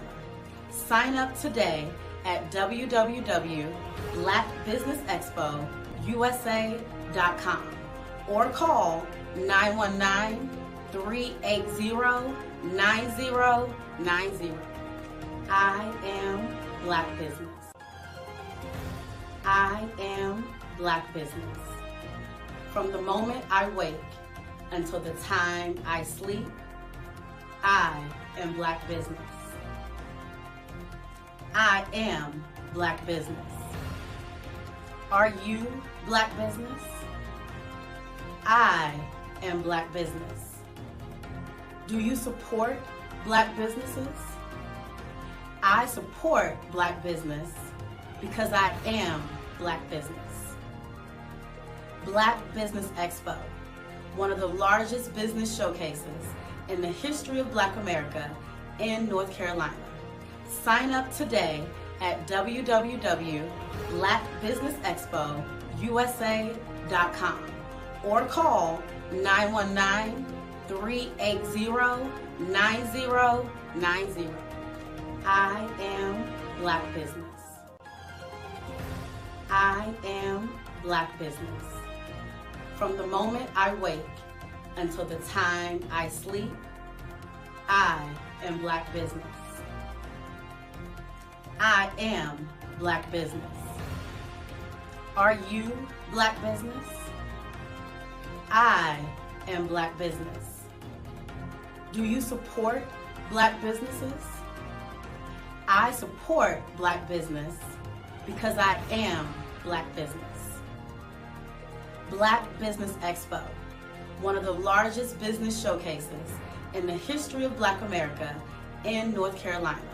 Sign up today at www.blackbusinessexpousa.com or call 919-380-9090. I am Black business. I am Carla A. Murphy of Uniquely Different Enterprises from Buffalo, New York, where we provide personal and business coaching focusing on business startups, youngpreneurs, and corporations to help improve their corporate and business culture. Our next speaker is Dr. Linda Mitchell. Dr. Linda Mitchell has her doctorate in Christian theology and her master's degree in Christian education from Practical Christianity Institute of Evangelism. She has a Bachelor of Arts degree from University of Sedona and an associate's degree in Computer Information Systems from Strayer University. In addition, she is a graduate of Destiny Coaching Academy, InterVision's Institute for Spiritual Growth and Development, and a former student of Coach University. Linda serves as an author, womb sauna practitioner, and facilitator of Heal Your Life workshops by Louis Hay. I present to you Dr. Linda Mitchell. Hello, hello. Good evening. Thank you so much for coming. I'm doing well, and how are you? I'm amazing, and I'm glad to be here. Thank you. Well, genius is coming, and I'll see you on the other side. Thank you, Carla. Greetings. I am Dr. Linda Mitchell, and today I'm going to be talking about how I can share some topics on how you can eat to live a healthier life. My ministry is providing health and wellness to our community. I'm a certified holistic health coach, and my journey began over 26 years when my oldest daughter was born. I started making juices, and smoothies for her so she would be healthy and I wouldn't have to buy juice at the grocery store that had a lot of sugar in it. I have a passion for sharing information. I like to learn, use the information in my family, in my community, and then share it with my clients. I provide organic and all natural products like organic sea moss. I have over 36 flavors, and each flavor is customized for your body. If you have pain in your body, I have a flavor for that. If you have brain fog, I've got a flavor for that. My flavors have evolved over the years based on my clients, and they're all 100% organic. I also make organic capsules, smoothie formulas, juicing formulas, and I do holistic health coaching. as well as meal prep services. I'll talk a little bit more about that later as we continue to go on. If you see me looking down, it's because I've got some really juicy notes that I want to make sure I cover everything that I need to cover today to give you as much value as I can. I will start by sharing a disclaimer. I am not a medical doctor, and nothing that I share with you today is meant to replace anything that your doctor has you on, or any medicine or prescriptions your doctor has you on. It's meant to supplement or for you to add to it. Okay?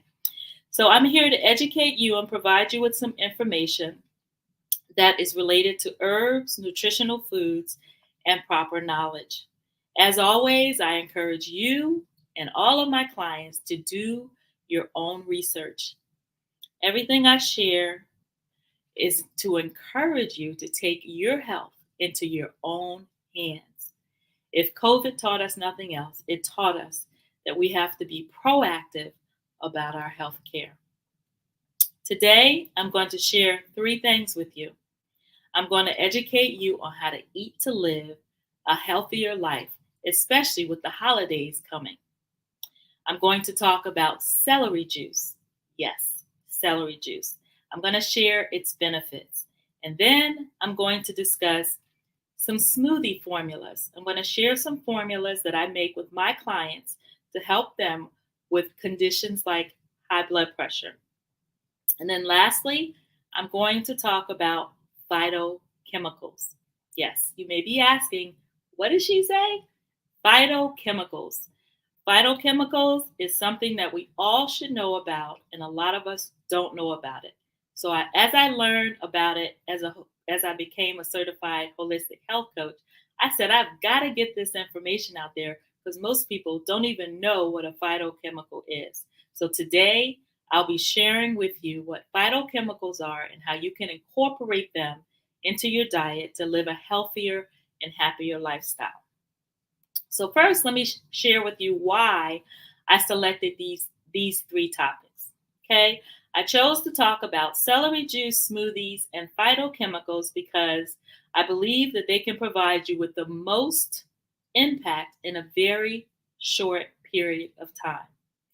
And what I found is that they have been most helpful with myself, my family, and my clients with high blood pressure, high cholesterol, and diabetes. Also, I found that they provide a very rapid response, and most of us want quick results. No, they're not a magic pill, which most of us want, but most of us do want fast results where we can see normally within 24 to 48 hours. If you follow some of the advice that I'm sharing with you today, you'll be able to experience results within 24 to 48 hours. So let's get started. Let's talk about celery juice. Celery juice, first of all, did you know that celery juice is a herb? Most of us think that celery juice is a vegetable. We put it in our stuffing, in our salads, our chicken salad, our tuna salad. It provides that nice crunch. Some of us take celery and we put peanut butter on it or almond butter. We use it as a snack, right? We've seen people on diets eating celery to help them to not eat junk food, right? But most of us do not know that celery is an herb. And it's an herb, when taken correctly, that heals your body. Yes, it heals your body.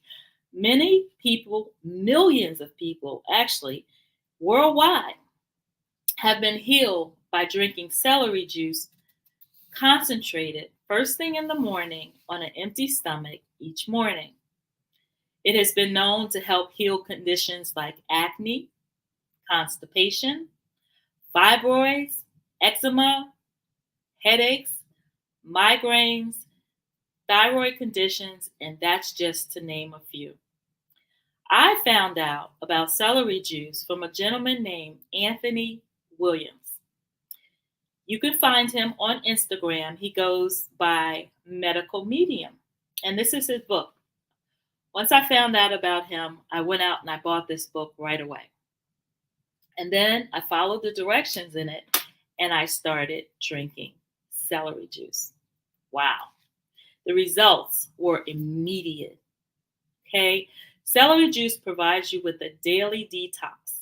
It helps you remove things from your colon that may have been sitting in your colon for years, just rotting away. When I started studying to become a holistic health coach, I learned that we should detox our body on a daily basis. Most of us are not even detoxing on a monthly or even a quarterly basis, let alone a daily basis. Well, think about it. If you're eating foods that are unhealthy, right, you wouldn't want them to sit in your body and rot in your colon. You got to want to get them out of there, right? Well, that's where the celery juice comes in. The concentrated celery juice actually goes into your colon and into your blood, and it's looking for things like free radicals, bacteria, fats from foods that you've eaten months and months ago, and its goal is to take them out, get them out of your body through your urine and your bowel movement. Celery moves these things out of your body to restore your body back to the state of called homeostasis, which means the optimal place that your body can be its most healthy and happy place. So one of the challenges that I face with my clients as it relates to celery juice is the taste. I don't like it. It doesn't taste good. Well, as we get older, we start doing things not for the taste. We start doing them for the benefit so we can become more healthy, right? So one of the strategies that I came up with to help my clients is I started juicing the celery stalks. I juiced the lighter stalks because the darker stalks have a more medicinal taste to them. And they couldn't get past the medicinal taste. So I said, let me try juicing the lighter stalks and giving them the juice with the lighter stalks first so they can get used to the taste. And then as they start getting used to the taste of the celery juice, then I start incorporating more of the darker stalks, because the darker stalks of celery have the more medicinal benefits to them. The darker the stalk, the more medicinal it is and the faster it helps to heal your body. So one of the other things I did to help my clients get past the taste so they can still experience the benefit is I started offering organic celery juice capsules.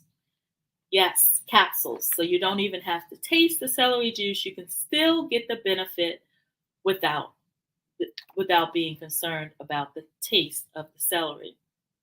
So I do want to share that one of the things that I learned about celery juice as I went on my own personal journey, and I used the book that Anthony Williams wrote, The Medical Medium, is that when you're going through a detox with the celery juice, you're going to have a detox on a mental note, on an emotional note, on a spiritual note, as well as a physical note. A lot of times people think that when they take in a detox or they're doing a detox in their body, that they're just taking care of the physical. Well, that's not the case in most cases. You're also going to have some emotional experience. You're going to go through some mental experiences, and you're going to experience some spiritual experiences as well. So as a result, I wrote this journal. It's called Girl, Get Your Juice On. Girl, Get Your Juice On. And it's a journal for sisters on the 7-day celery juice cleanse. And let me tell you why I wrote this journal. I wrote it because a lot of times when you're going through a cleanse and you're going through the emotional, the mental, and the spiritual, you need to write down what is happening so you can purge what's happening on an emotional level. Look at what you're writing down, look at what you're experiencing, and allow yourself to go through the process and be really gentle with yourself. And this journal that I wrote helps you with that. I wish I would have had this journal when I went through the detox the first time, because a lot of times when you go through a detox, you're able to, if you're writing it down, you're able to write down the benefits of it, right? And what that does for you is it gives you the opportunity to see exactly why and how it's working. Yeah. And I wish I would have had my notes to go back and look back and share with my clients as to what I went through specifically on all these levels when I was doing my first detox with celery juice. And also I find that each time you go through the detox, you have a different experience. Okay. So again, I stated earlier that one of the things that we need to do is we need to detox our body on a daily basis. Yes, daily basis. And the celery juice is just a master at doing that. It has these salt clusters in the celery juice that when you drink the juice, the salt clusters, they go through your body and they go through your blood. They're looking for things that are trying to take you out. It's just amazing to me. It really is. But you've got to drink it concentrated. You can't add anything to it. Can't add any ginger. A lot of people want to add ginger or parsley or lemon. No, the celery has to be concentrated. And there's a process that you have to follow to do it correctly in order for it to have the most impact and the greatest benefit. And so in my practice, I found it to be very effective in helping my clients, especially the ones that have high blood pressure, diabetes, and high cholesterol, because most of the time they need to do a detox. They have not detoxed their body in a very long time. And because they haven't detoxed their body, they need to get some of the foods that are sitting in their bodies out of their body. Okay. So the next thing I want to talk about today is smoothies. I want to talk about smoothies. I have been able to come up with smoothie formulas through research and understanding what foods are good for what conditions, and using these smoothie formulas in my own family as well as with my clients. Okay. And as a holistic health coach, I found the smoothies to be very easy to help my clients with. Why?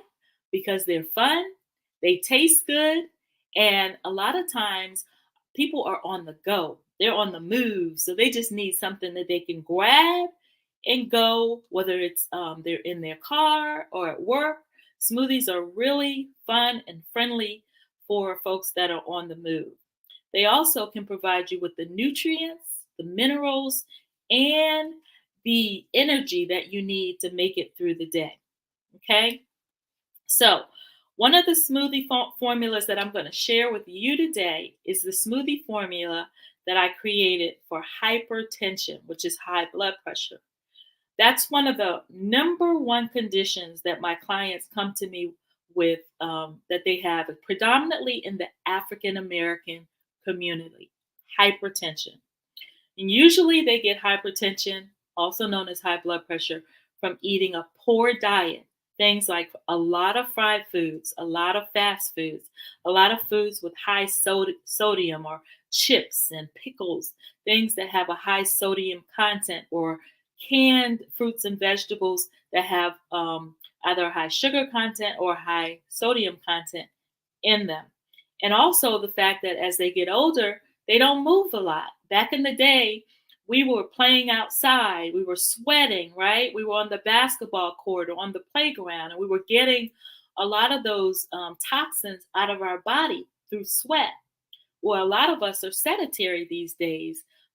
You don't see even a lot of kids playing these days out on the playground or in the parks as much as we did back in the day, right? And so due to the lack of movement or exercise, they're not sweating out those toxins. And so they're remaining in their body, the sodium, and causing them to get high blood pressure. Let me talk a little bit about high blood pressure and exactly what it is.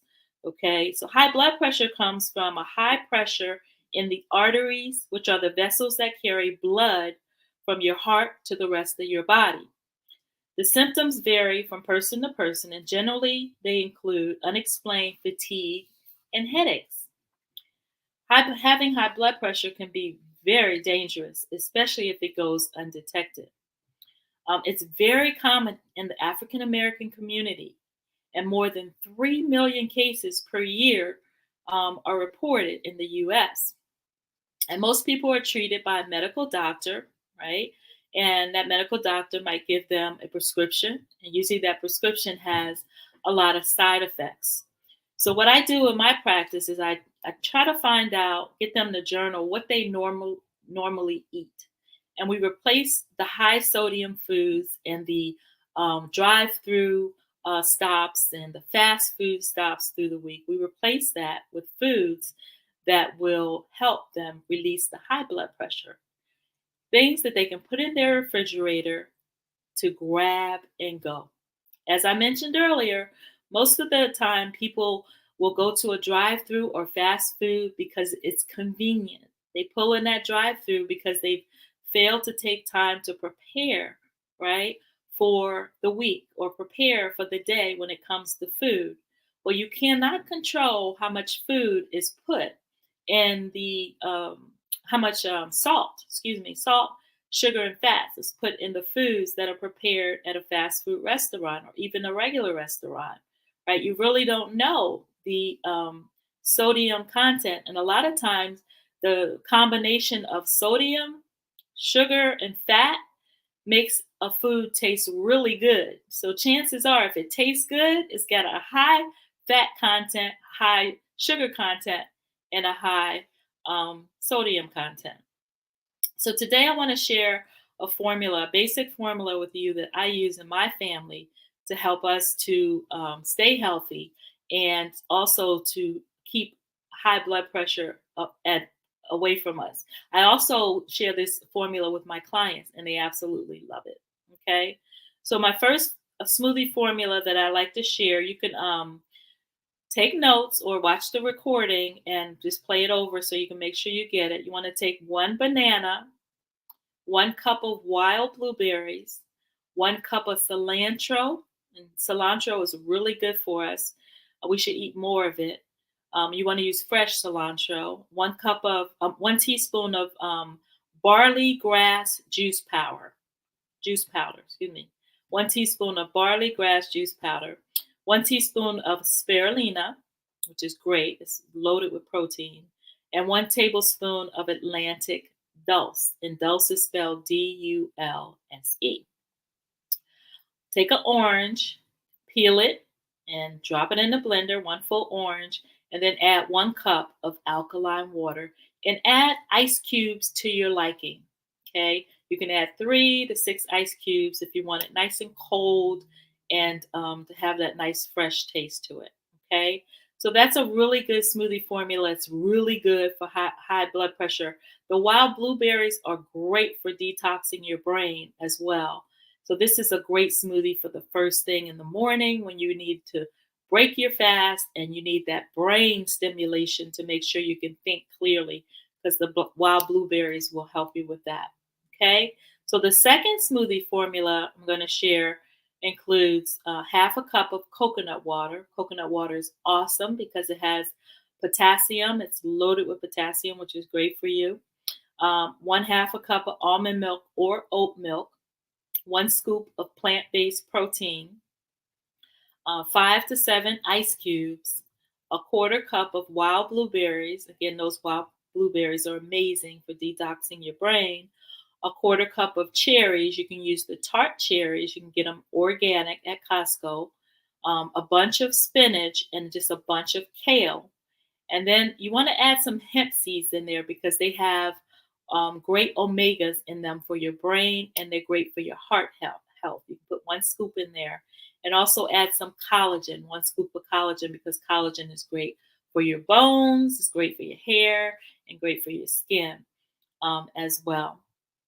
So I do want to say that I love making smoothies. I love playing with the formulas. And as you take your health into your own hands, all you have to do is just go to Google and just Google Fruits and vegetables that are good for hypertension. Fruits and vegetables that are good for high cholesterol. Fruits and vegetables that are good for diabetes. And just start incorporating them into your diet as much as you can. One of the gems that I have started incorporating into my clients' diets is papaya. A lot of them don't know how amazing papaya is, and you can add it to a smoothie very easily, and add the seeds, the black seeds that are in the papaya to your smoothie as well, because it helps with something that's prevalent in African American women, which are fibroids. The papaya enzymes help to rid your body of the fibroids. So that's a nice little gem I want to throw in there. But papaya is really a great vegetable / fruit to add to your diet on a weekly basis. It has some great benefits, and a lot of African Americans did not grow up eating papaya.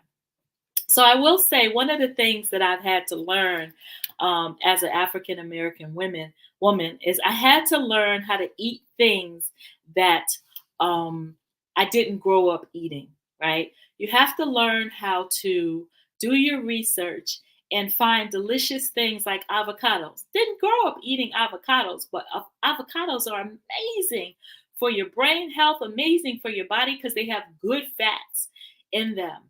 And so as I became a mother and wanted to feed my family healthy foods, and as I became a holistic health coach and started learning new things, my dinner on the plate that I put on the dinner that I put on the plates of my family started looking and tasting a lot different.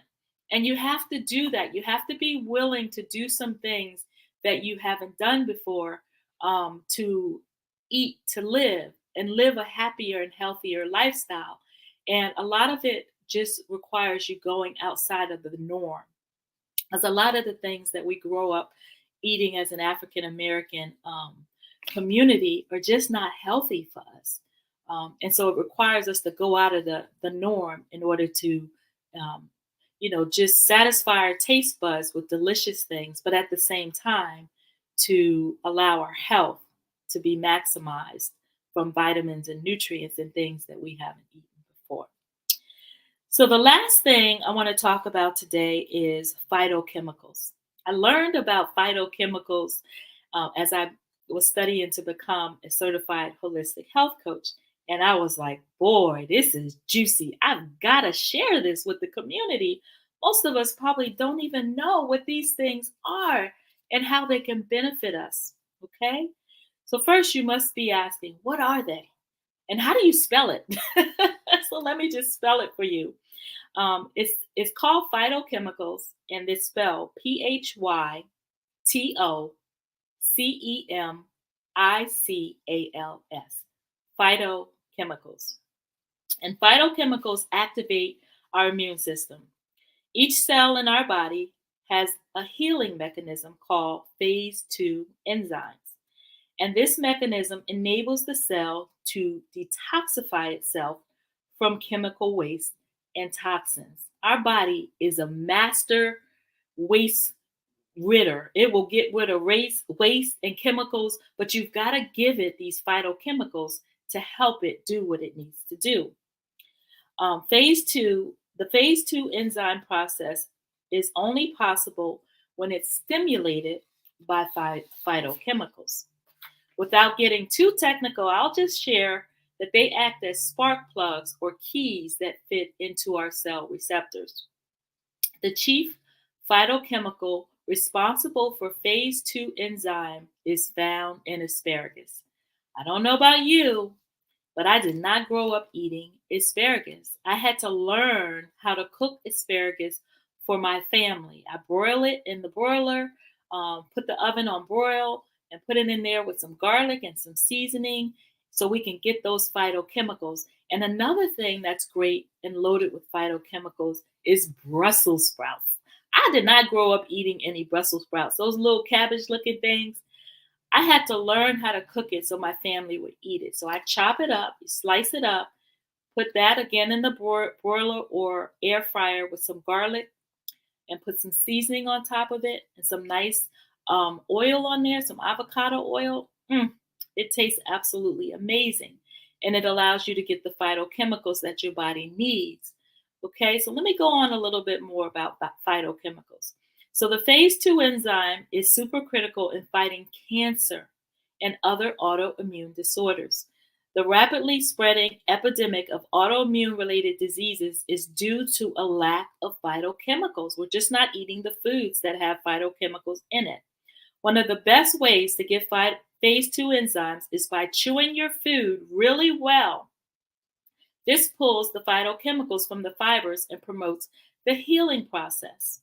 A lot of phytochemicals that we need are located in the parts of the foods that we throw away. The rinds, the stems, the seeds, the skins. This is why I love making juices and smoothies, because this gives us the opportunity to get those rinds, stems, seeds, and skins in our body so we can get those phytochemicals and get those cancer-fighting properties without tasting the rinds, the seeds, the stems, and the skins. So I will say that you need to have a high-powered blender in order to be able to get the best benefit from your fruits and vegetables. A 2 or 3 horsepower blender, which is what I use in my practice for my clients, helps to pull out the fibers that the fruits, vegetables, and the herbs have in them. Phytochemicals are locked inside the cellulose fiber. After they have been through a few cycles with a 2 or 3 horsepower blender, the healing fibers appear pulverized under a microscope. Now you can get the benefit when you're drinking that smoothie to heal your body. You can get the benefit of the cancer-fighting properties from those fruits and vegetables because the blender has pulverized it and gotten it down to the micronutrient that your teeth and you chewing them will not provide for you. Most of us don't even chew our foods enough. We eat so fast because we're living in a microwave society. A lot of our ancestors attribute the slow eating and the grinding of their food, hours and hours of chewing. They attribute that to their long health and living a life of over 100 years. They just slow down and they chew their food faster.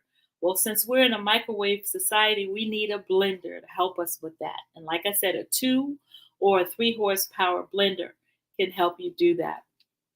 So today, we live in such a fast microwave society that the smoothies and the juices, if you take those and you put those into your refrigerator, they'll allow you to grab and go and get the healing properties of the phytochemicals as you grab them throughout the week. So one of the things that I offer my clients is I offer them a meal prep service. And the meal prep service that I offer them is absolutely phenomenal because one of the first things that we do is we go through their refrigerator. And what this does is this allows me to see how they're eating, number one. We throw away a lot of the things that are in their cabinets, the processed sugars and the foods, the fruit pies, which are horrible for you, the donuts that have been sitting in the cabinet and have all these artificial preservatives in them. So we start by cleaning out their cabinets. And then secondly, what we do is we go grocery shopping together because my intention is to educate my clients on how to shop.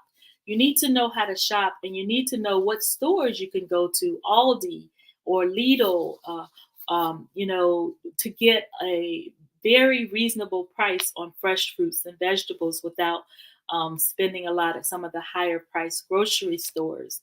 And then we take our time coming back and washing those fruits and vegetables really good to make sure that we get all the pesticides off of them. A lot of times I encourage my clients to go with organic, but some people cannot afford organic fruits and vegetables. And typically, if they can't afford organic, I encourage them to buy some of the root vegetables in the organic form, like the celery because it's cheaper. So instead of paying like $1.50 for celery, you might pay $2.50 for celery because it's organic.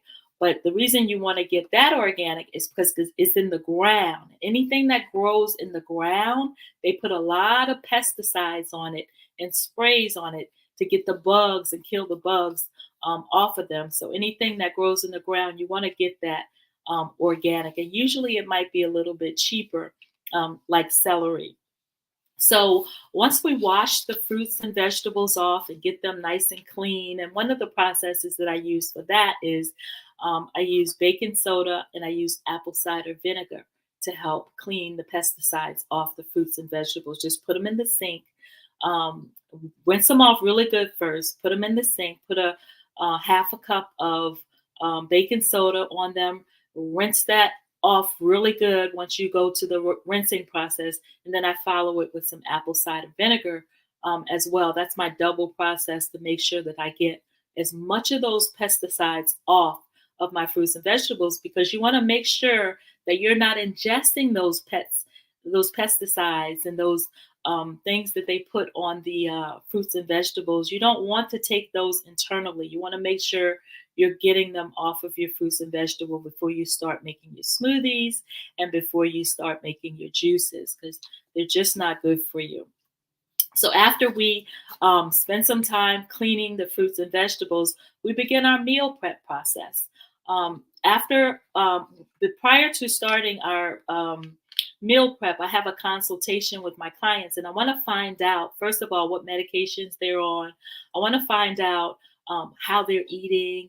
I want to find out, when is their most challenging time? Are you snacking, after dinner at 9 o'clock? I find that to be the most challenging time for most of my customers, because, they're watching TV and they want to snack on popcorn or chips or ice cream, or maybe they have their grandbabies and their grandbabies want ice cream, or their grandbabies want chips and they want to join in on, the fun times with their grandbabies. And so we have to remove a lot of those things out of the house and replace them with healthy snack options, like some grapes or some cranberries or some, just bananas, or, most of the time you won't even go for it if you don't have it in the house. So we got to get those things out of the way. And so then we go into our meal prep process, and I include foods like asparagus and Brussels sprouts and salmon and mahi-mahi. These are foods that give us the phytochemicals and the omegas so we can think, and the wild blueberries. And it's amazing. One of the things that I've done recently is I've started teaching my clients how to make overnight oats, which is really a lot of fun. You just take your oats and you put it in a mason jar and you layer it with milk and then fruits and vegetables, along with some hemp seeds or chia seeds or flax seeds.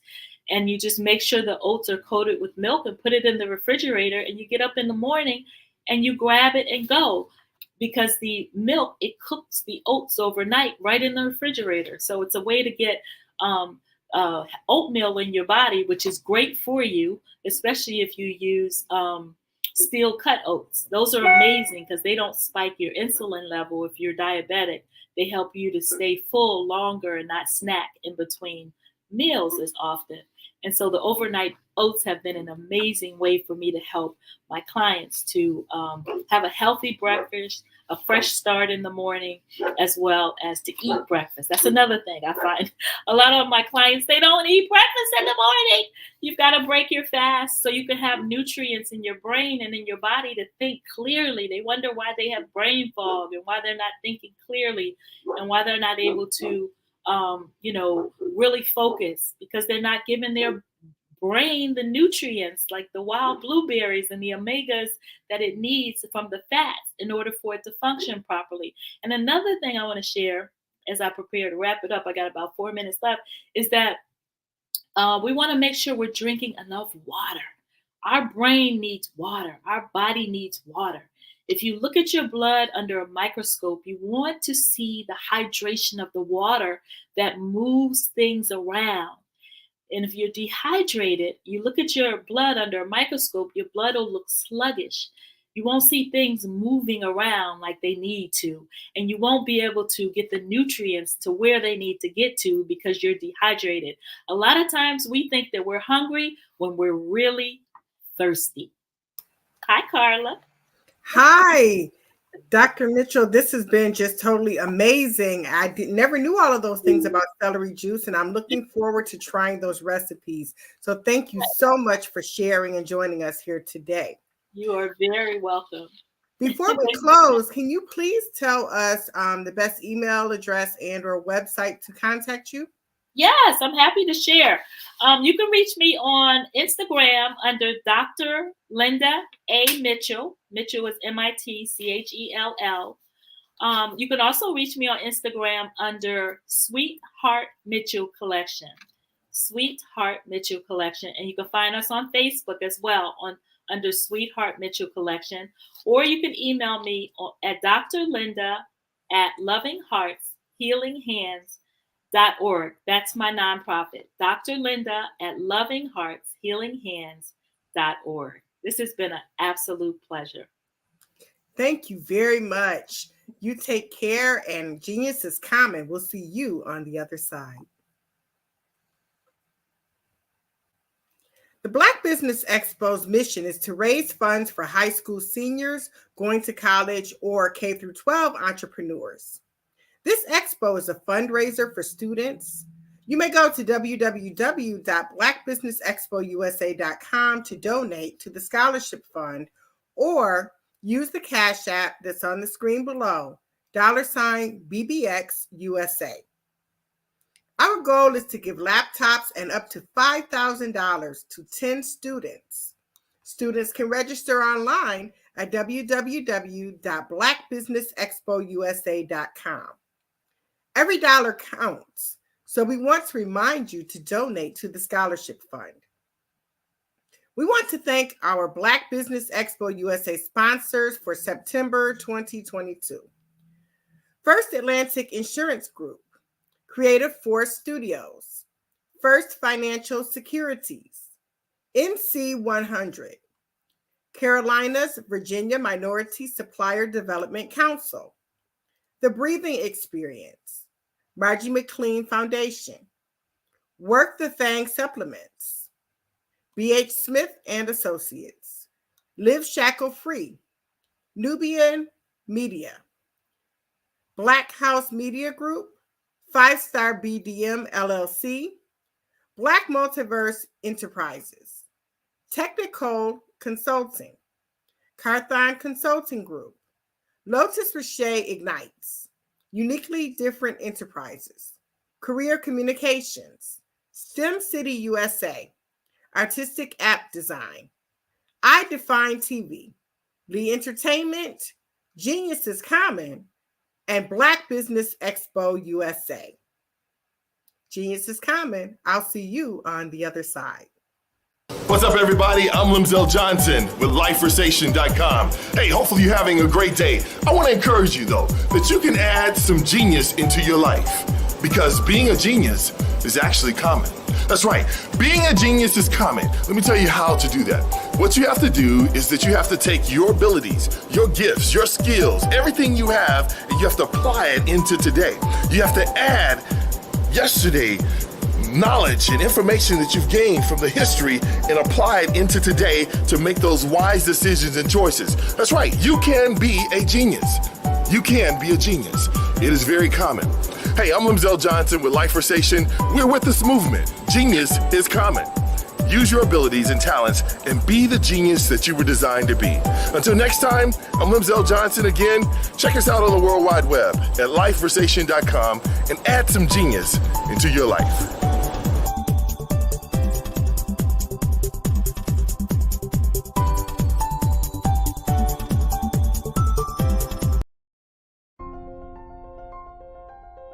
What if you could build your own city? A place where every child can find nurturing people to help them achieve their full potential. A place where every adult can access job training support. Where health education is abundant. Where social justice ruled the land. A place without limitations. Welcome. You have arrived at STEM City, USA. It is what every city should be. A safe and trusted community where you find people and resources to help you become everything you are and beyond. STEM City is unlike anything you have ever experienced. It is a digital twin of the world around you, only better. STEM City is about energy and soul renewal. It is more than a digital world. You can almost feel the power of live cultural events, music, and theater.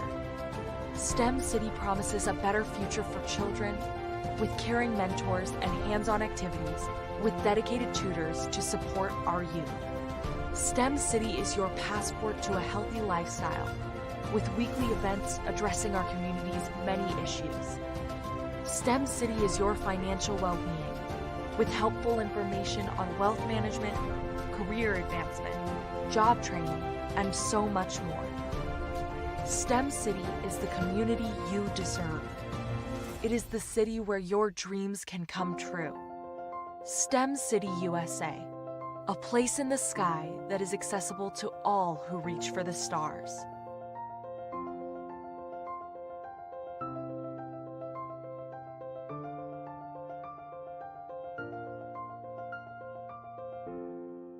I'd like you to imagine with me, if you will, opening an app where you can collaborate with like-minded individuals from around the world, get inspiration and in-app tools to launch and grow your business, as well as share your knowledge and earn compensation, all in one app. Well, the name of that app is Truso, short for Truly Social. Hi, I'm Matthew Newman, the founder and CEO of Truso, a new concept in social media. Truso is designed from the ground up to be a platform that's both social and empowering for all its users. How exactly do we do that? I'm glad you asked. First, Truso brings the world together via video. Psychologists assert that video provides a significantly more effective connection than audio only. When you enter a community on Truso, you're face to face. Second, on Truso, you don't have to have 1 million followers to monetize. Our business model allows all hosts and moderators to monetize, no matter the size of your following, by 1, producing fee-based content, and 2, inviting others to join the platform as subscribers. Even more, Truso has an in-app resource library with over 100 free resources, forms, and documents to help you build your brand and grow your business. Third, Truso is inclusive. The deaf and hard of hearing communities make up 360 million people worldwide. Unlike audio-only apps, Truso embraces this community, providing a networking platform that allows them to participate via video and closed captioning. We even have a deaf and hard of hearing foundation in the works as well. Fourth, Truso is both social and safe. We refer to Truso as a virtual extension of the beauty shop, barbershop, and brainchild of the community.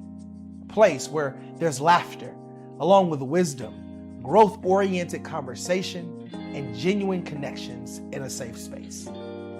Truso even has proprietary security to ensure we maintain a safe environment for everyone. Where are we at now? Truso is live, y'all. We've launched in beta and we're acquiring users daily. We have an incredible development and marketing team, plus amazing celebrity influencers at the table, helping us spread the word around the globe, beginning within the African diaspora and beyond by creating a safe space for growth, connection, and collaboration. We're truly excited about Truso. We've created something special for which there is a global market. And we invite you to embark on this journey with us as a shareholder. The future for Truso is truly bright. Join us and let's go there together.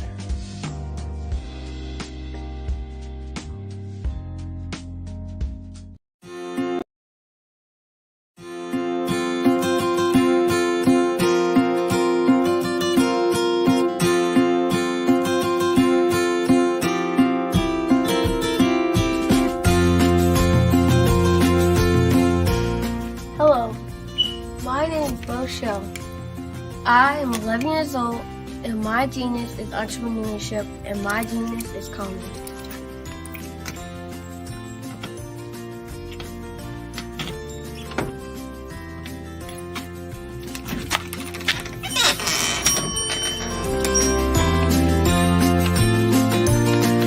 have been hard at work, and my genius at the age of 8 when I asked my parents to buy me an ice cream cart for my 8th birthday. Why? Because I love ice cream, and I knew that 99.9% of the world loves ice cream too.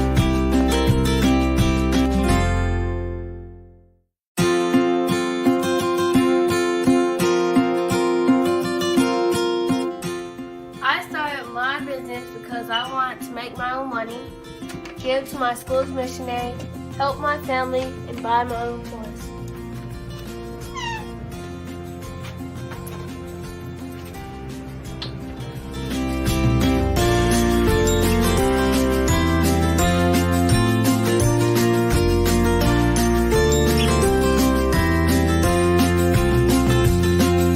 While working in my genius, I have learned a lot about business and what it takes to be successful. I quickly learned that hard work, determination, and perseverance are the standard qualities you need to succeed.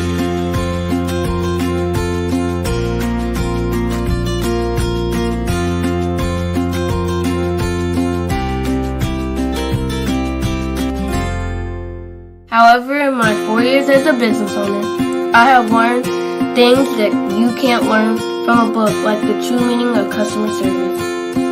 Great customer service is how you sincerely say thank you to each person who spends their money with you.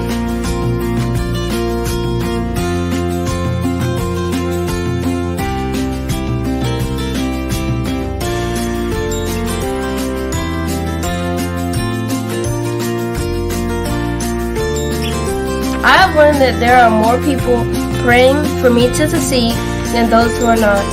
I have learned that people are always watching and are expecting great things from me. I can't imagine letting them down.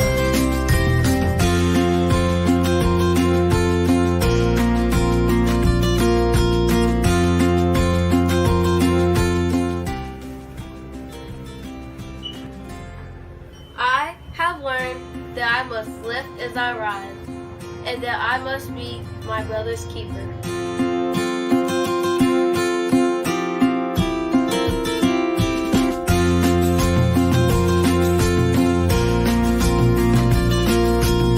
I have learned that it is very important to give back to the people, the causes, and the community where I live. I have also learned that once I become a billionaire, I will be well on my way to becoming a billionaire and to changing the world by providing jobs and opportunities to others.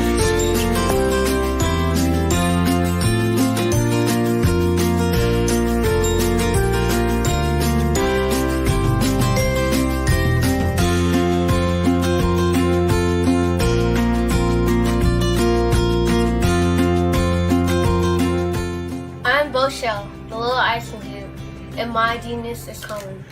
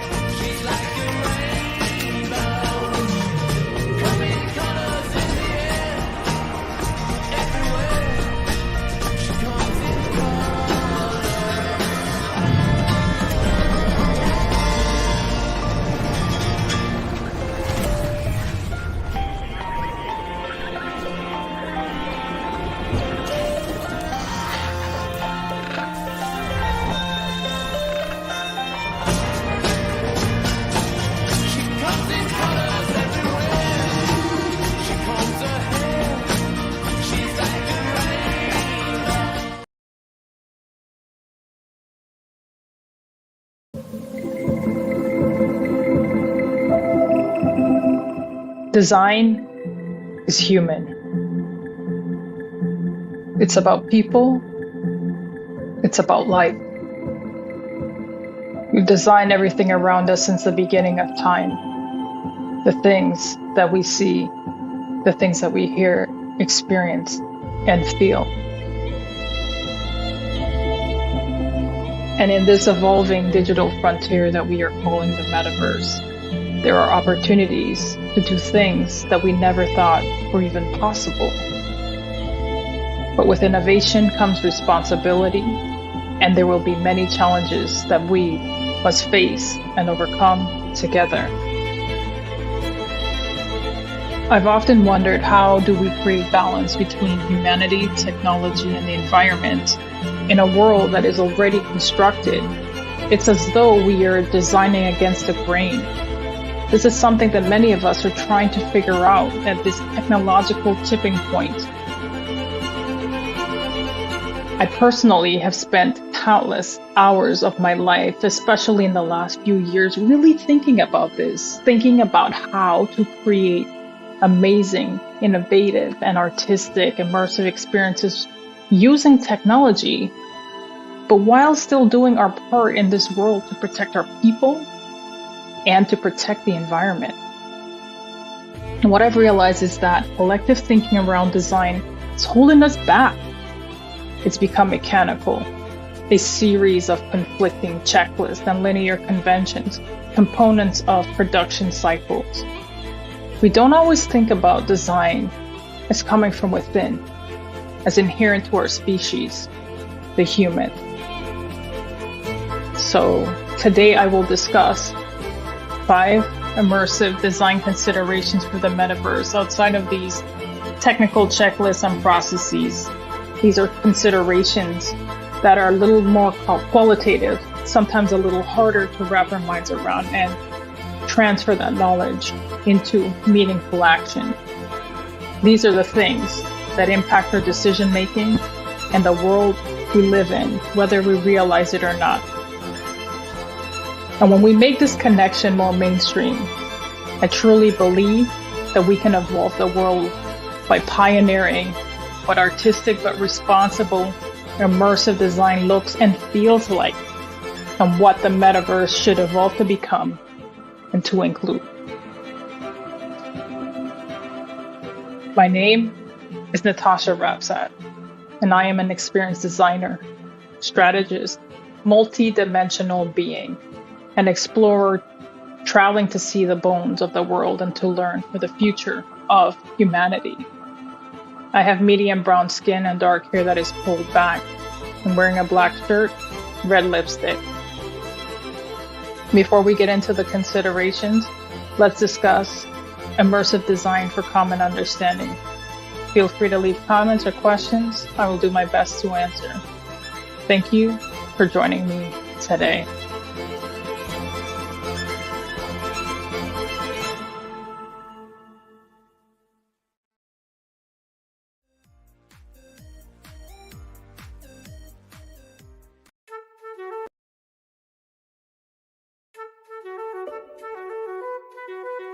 This is Dr. Arnold T. Petsworth. Yes, that's his given name. No, don't look into it.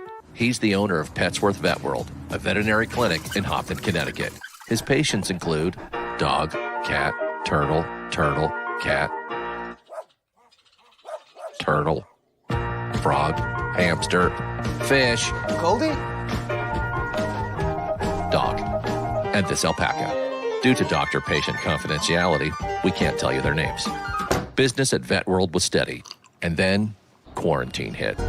Neighbors on every lane, drive, and even a few cul-de-sacs brought new four-legged friends into their homes.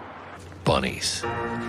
Bunnies. you guys are so cute. Bunnies. You are so cute. Bunnies. You're so cute. Bunnies everywhere. A lifelong lover of Laporte, Dr. Petsworth welcomed these new patients with open arms. Hi, how you doing? How is she? Did you meet Jackie? Jackie, Barbara, Jackie? This is Betsy. The only problem? There were more appointments than he could manage. Yes, I'm gonna get to you. Give me a second. We're gonna get you in real soon. Don't worry, all right? And then...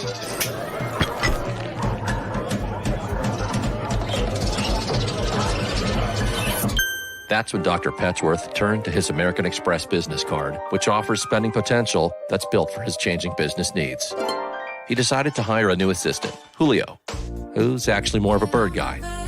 But that's just between us. And with spending power built for business purchases, he used his card to furnish a new exam room with extra tail space.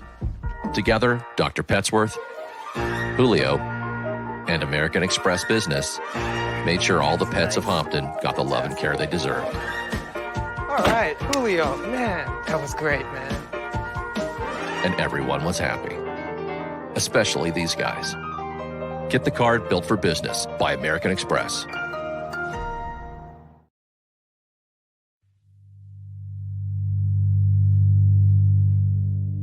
So what we have to do is when we get in a spot, we need to create some spots for us.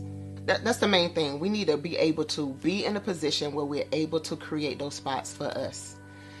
For me, being an entrepreneur, I'm not just going to get a business and then leave you sitting high and dry. If you ask me some questions about entrepreneurship, I'm going to give you as much as I received. I've seen people who made it, and then when you ask them, it's like, okay, now you have to pay me for the information, the same information I got for free. We probably in totally different cities. There's no way that we're going to bump heads or anything. We're not competing. Bring me up with you. And so I just think that whatever education that I have, then I need to be able to give that to my own as well. So create the spots. You can create the spots when you get there.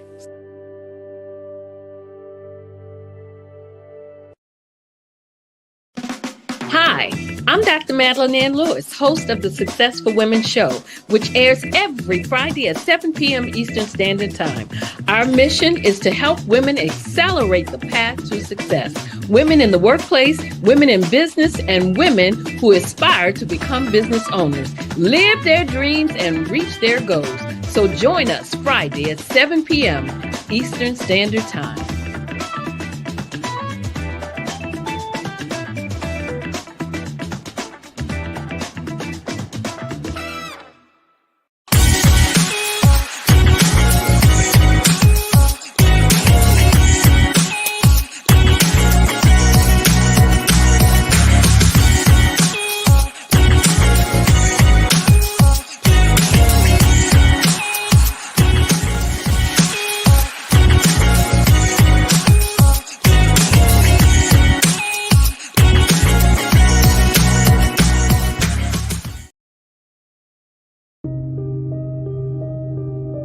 The Black Business Expo is changing my life.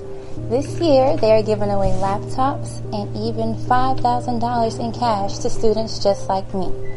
I'm Alexis, and I want to go to college to fulfill my dream of becoming an entrepreneur. Help the Black Business Expo going to www.blackbusinessexpousa.com and also becoming a vendor, a sponsor, or donating.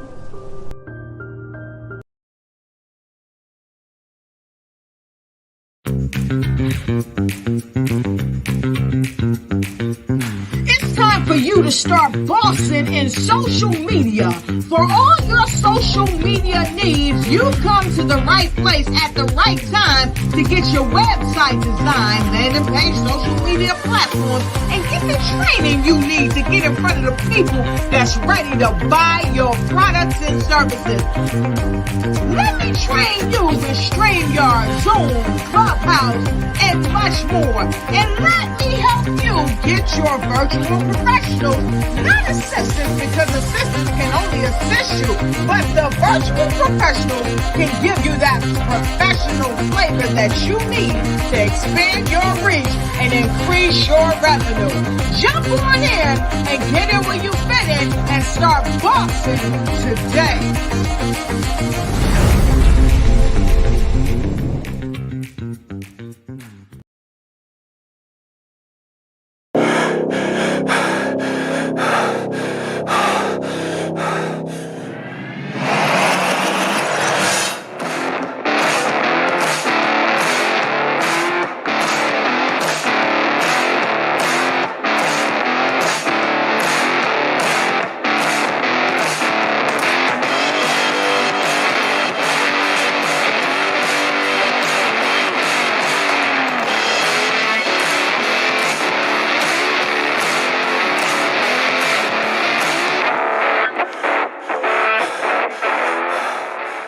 This is your time to get what you want. Go work that thing with Work That Thing supplements.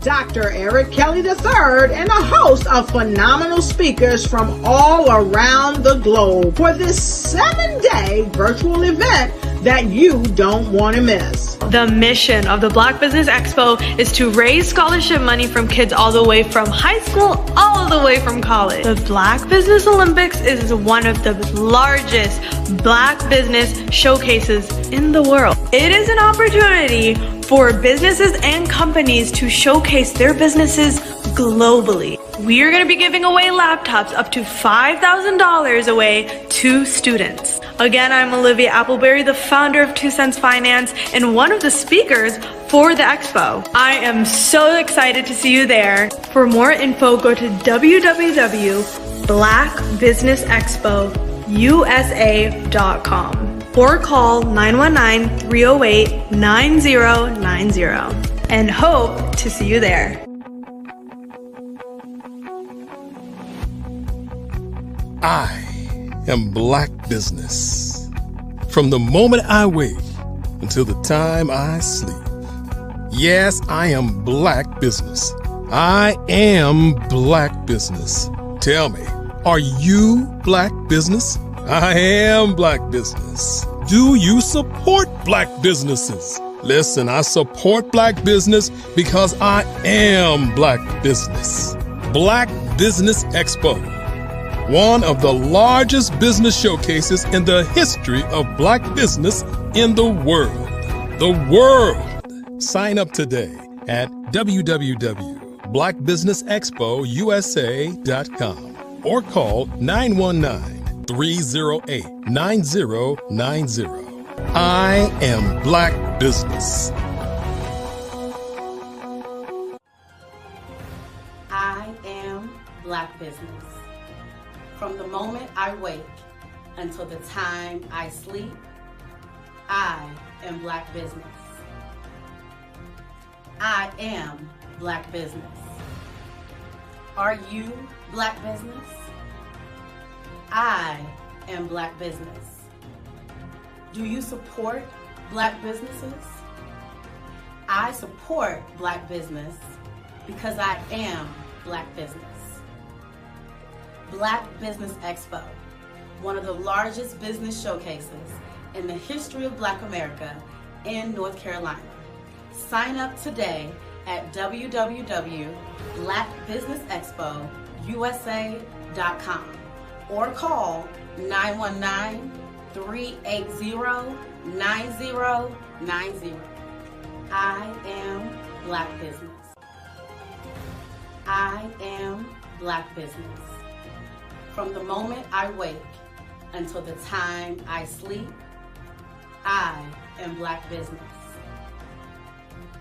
I am Black business. Are you Black business? I am Black business. Do you support Black businesses? I support Black business because I am Black business. Black Business Expo, one of the largest business showcases in the history of Black America in North Carolina. Sign up today at www.blackbusinessexpousa.com or call 919-380-9090. I am Black Business.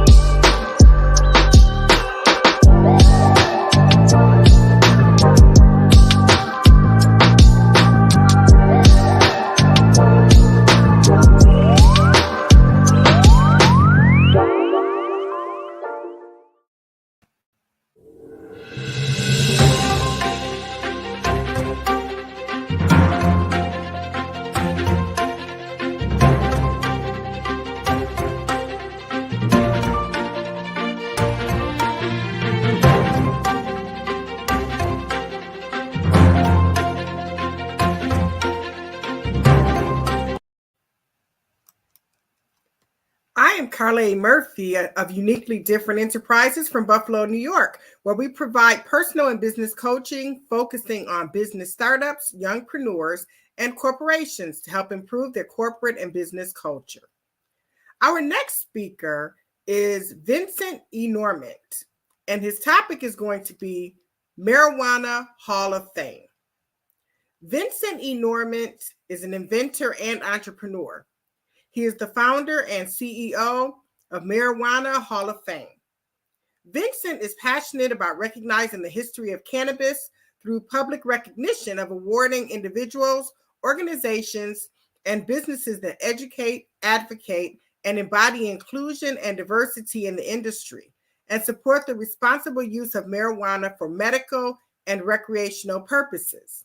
The Marijuana Hall of Fame supports legislation to achieve similar objectives and decriminalize its use, something Vincent has advocated for many years. I present to you Vincent E. Normant. Hello, how are you doing today? Good afternoon. I'm well, thank you. And thank you for joining us. And I will look forward to your introduction of your guests as we have this panel discussion. So genius is common, and I'll see you on the other side. Indeed. So anyway, I have two wonderful guests that's going to be taking part in just talking about what the Marijuana Hall of Fame is all about in the cannabis industry, just in general. Our first guest is Tony Frazier. He's been a partner in the Marijuana Hall of Fame and a real advocate for the cannabis plant. And then our second panel of discussion is an outstanding and first industry owner in the state of Oregon, Portia Mitten, and she's going to be joining us as well. Hello, Portia. Hello. So I really want to start out, I guess, with you, Portia, just kind of talking about what you've done in the space and how you see cannabis has evolved since you first came in. So, what I've done in the States, first of all, hello, welcome everyone. My name is Portia Mittens. And I guess my claim to fame, and if I was going to go in the Hall of Fame, it would probably go under the first African American woman and I believe person to have a retail dispensary license in the state of Oregon. And so, that's my Marijuana Hall of Fame. And where I see the biggest difference from 2017 when I entered into the space is the cost. Is the cost and the legislation, because as the time has went on, legislators in different states have seen the benefit, the financial benefit. So they want to be more involved and they want to get more of that money. And so, of course, more government involvement always means more red tape and more money. So those are the two things I have really seen just really grow from the time I entered. And also the barrier to entry in terms of just like the simple application process has really went from like 1 to 3,000. Okay. So I think you kind of moved your mic there, Tony. So when you talk about the barrier of interest, entry in, looking at, like, for an example, I know Oklahoma, they just pretty much had a flat fee, application fee, where they were charging, I think, $250 for the application. And then you would be processed and receive a license. Whereas, let's go higher up in the state of Florida. I mean, you had to have capital where somewhere in the ranges of $2 to $5 to $10 million just to enter. They wanted to do a background on your financials, making sure that you had enough capital in the range of around $2 to $5 million.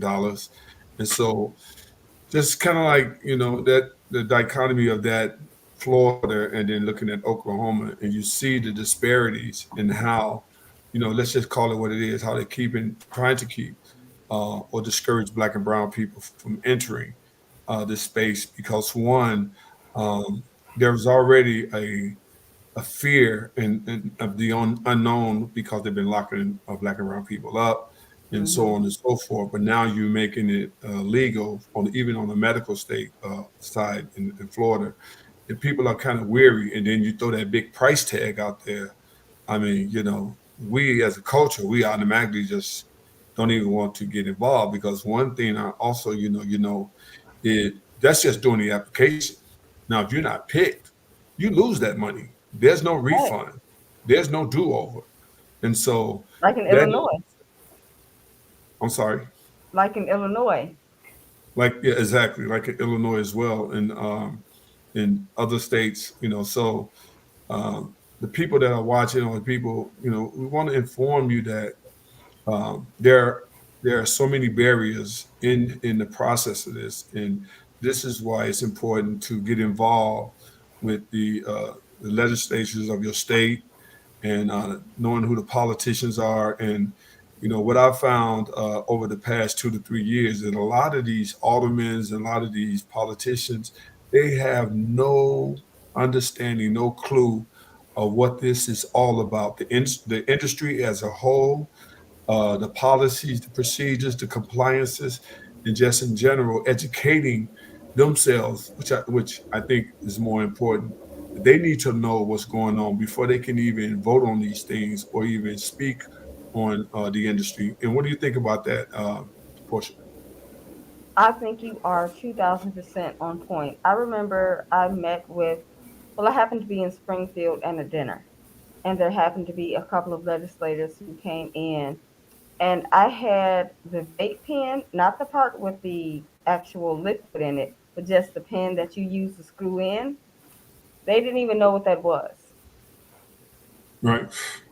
Right. So how can you write legislation when you don't even know the difference between flower and the difference between a vape pen?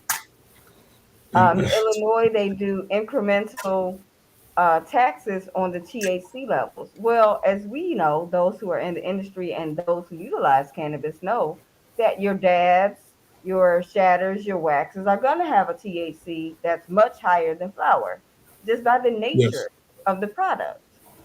So at that point, you are taxing, again, a certain sect of people more than another sect of people, simply because you don't get the understanding of why certain THC is higher than other THCs. Right. But if you had that knowledge, then you would make better, I would believe, I would hope, they would make better decisions. If you're trying to set up taxing and you don't know what we have to deal with 280E, and you're trying to set up tax within the state, then you're going to, again, set us at another disadvantage. If you don't know the process of buying and selling a license, yet you want to make rules about selling a license and how that needs to go, well, what are even the steps to do that? Exactly. And for those who don't know, vape pens, cartridges, I just want to show you, but then also I want to say that if it's something you do not know as we speak upon it, please write notes, go back, Google it, learn, because we're here to inform you and to give you as much information as possible. But we can't go into the details of terpenes and strands and all those different things. Again, this platform is about the hall, about the organization of the Marijuana Hall of Fame. And when people ask about it, we really want to inform people that this covers the industry as a whole. Somebody asked me today, like, well, what about hemp? I said, well, listen, they also cover hemp, CBD as well. I said, we want to talk about Hempcrete. And Hempcrete is a part of, taking a plant and infusion and then creating concrete from this plant.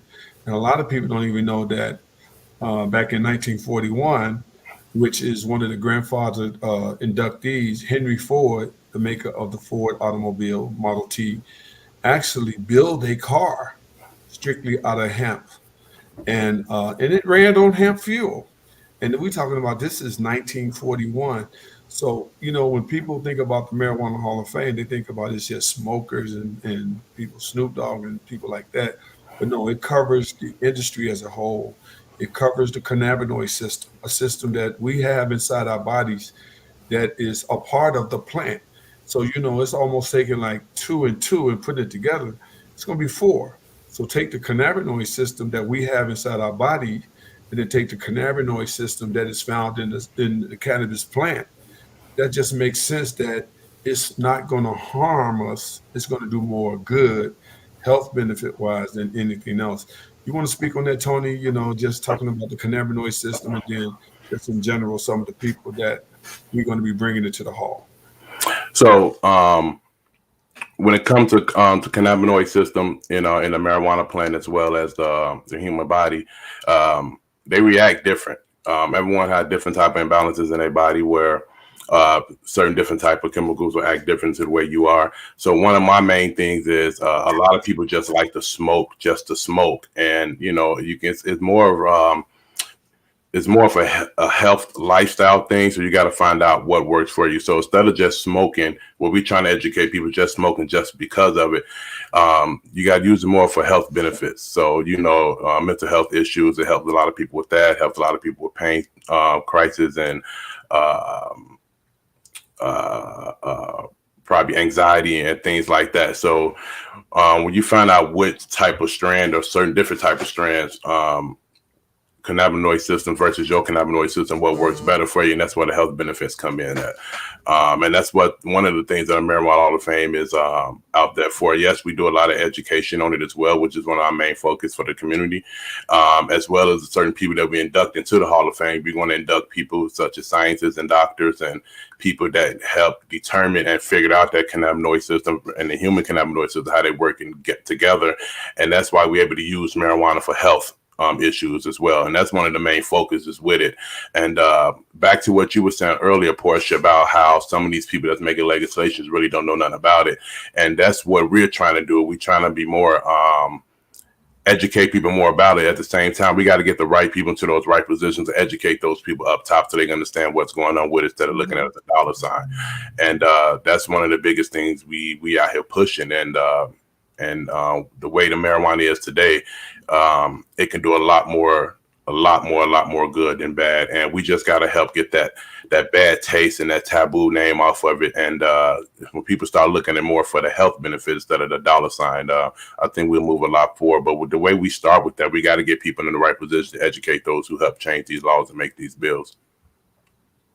Tony, to your point about the health, there's the reason that no one has ever died from an OD from cannabis is because we had that endocannabinoid system. The body was made to filter, to utilize the cannabis plant.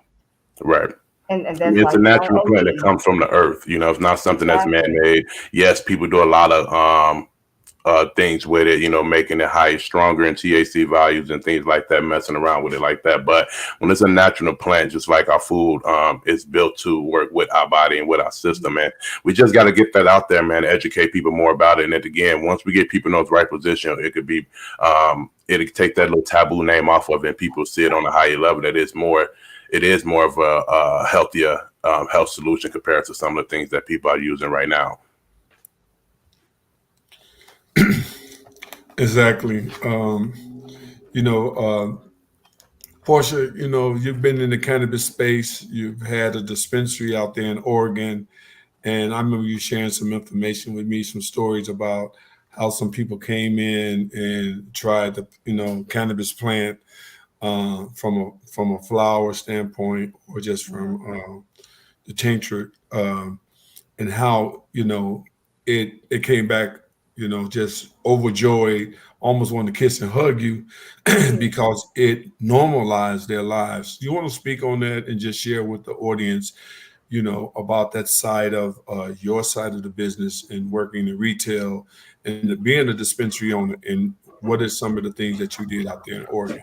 Right. So, one of my former employees was actually diagnosed with breast cancer, and she used RSO, the Rick Simpson oil, to cure herself from her breast cancer.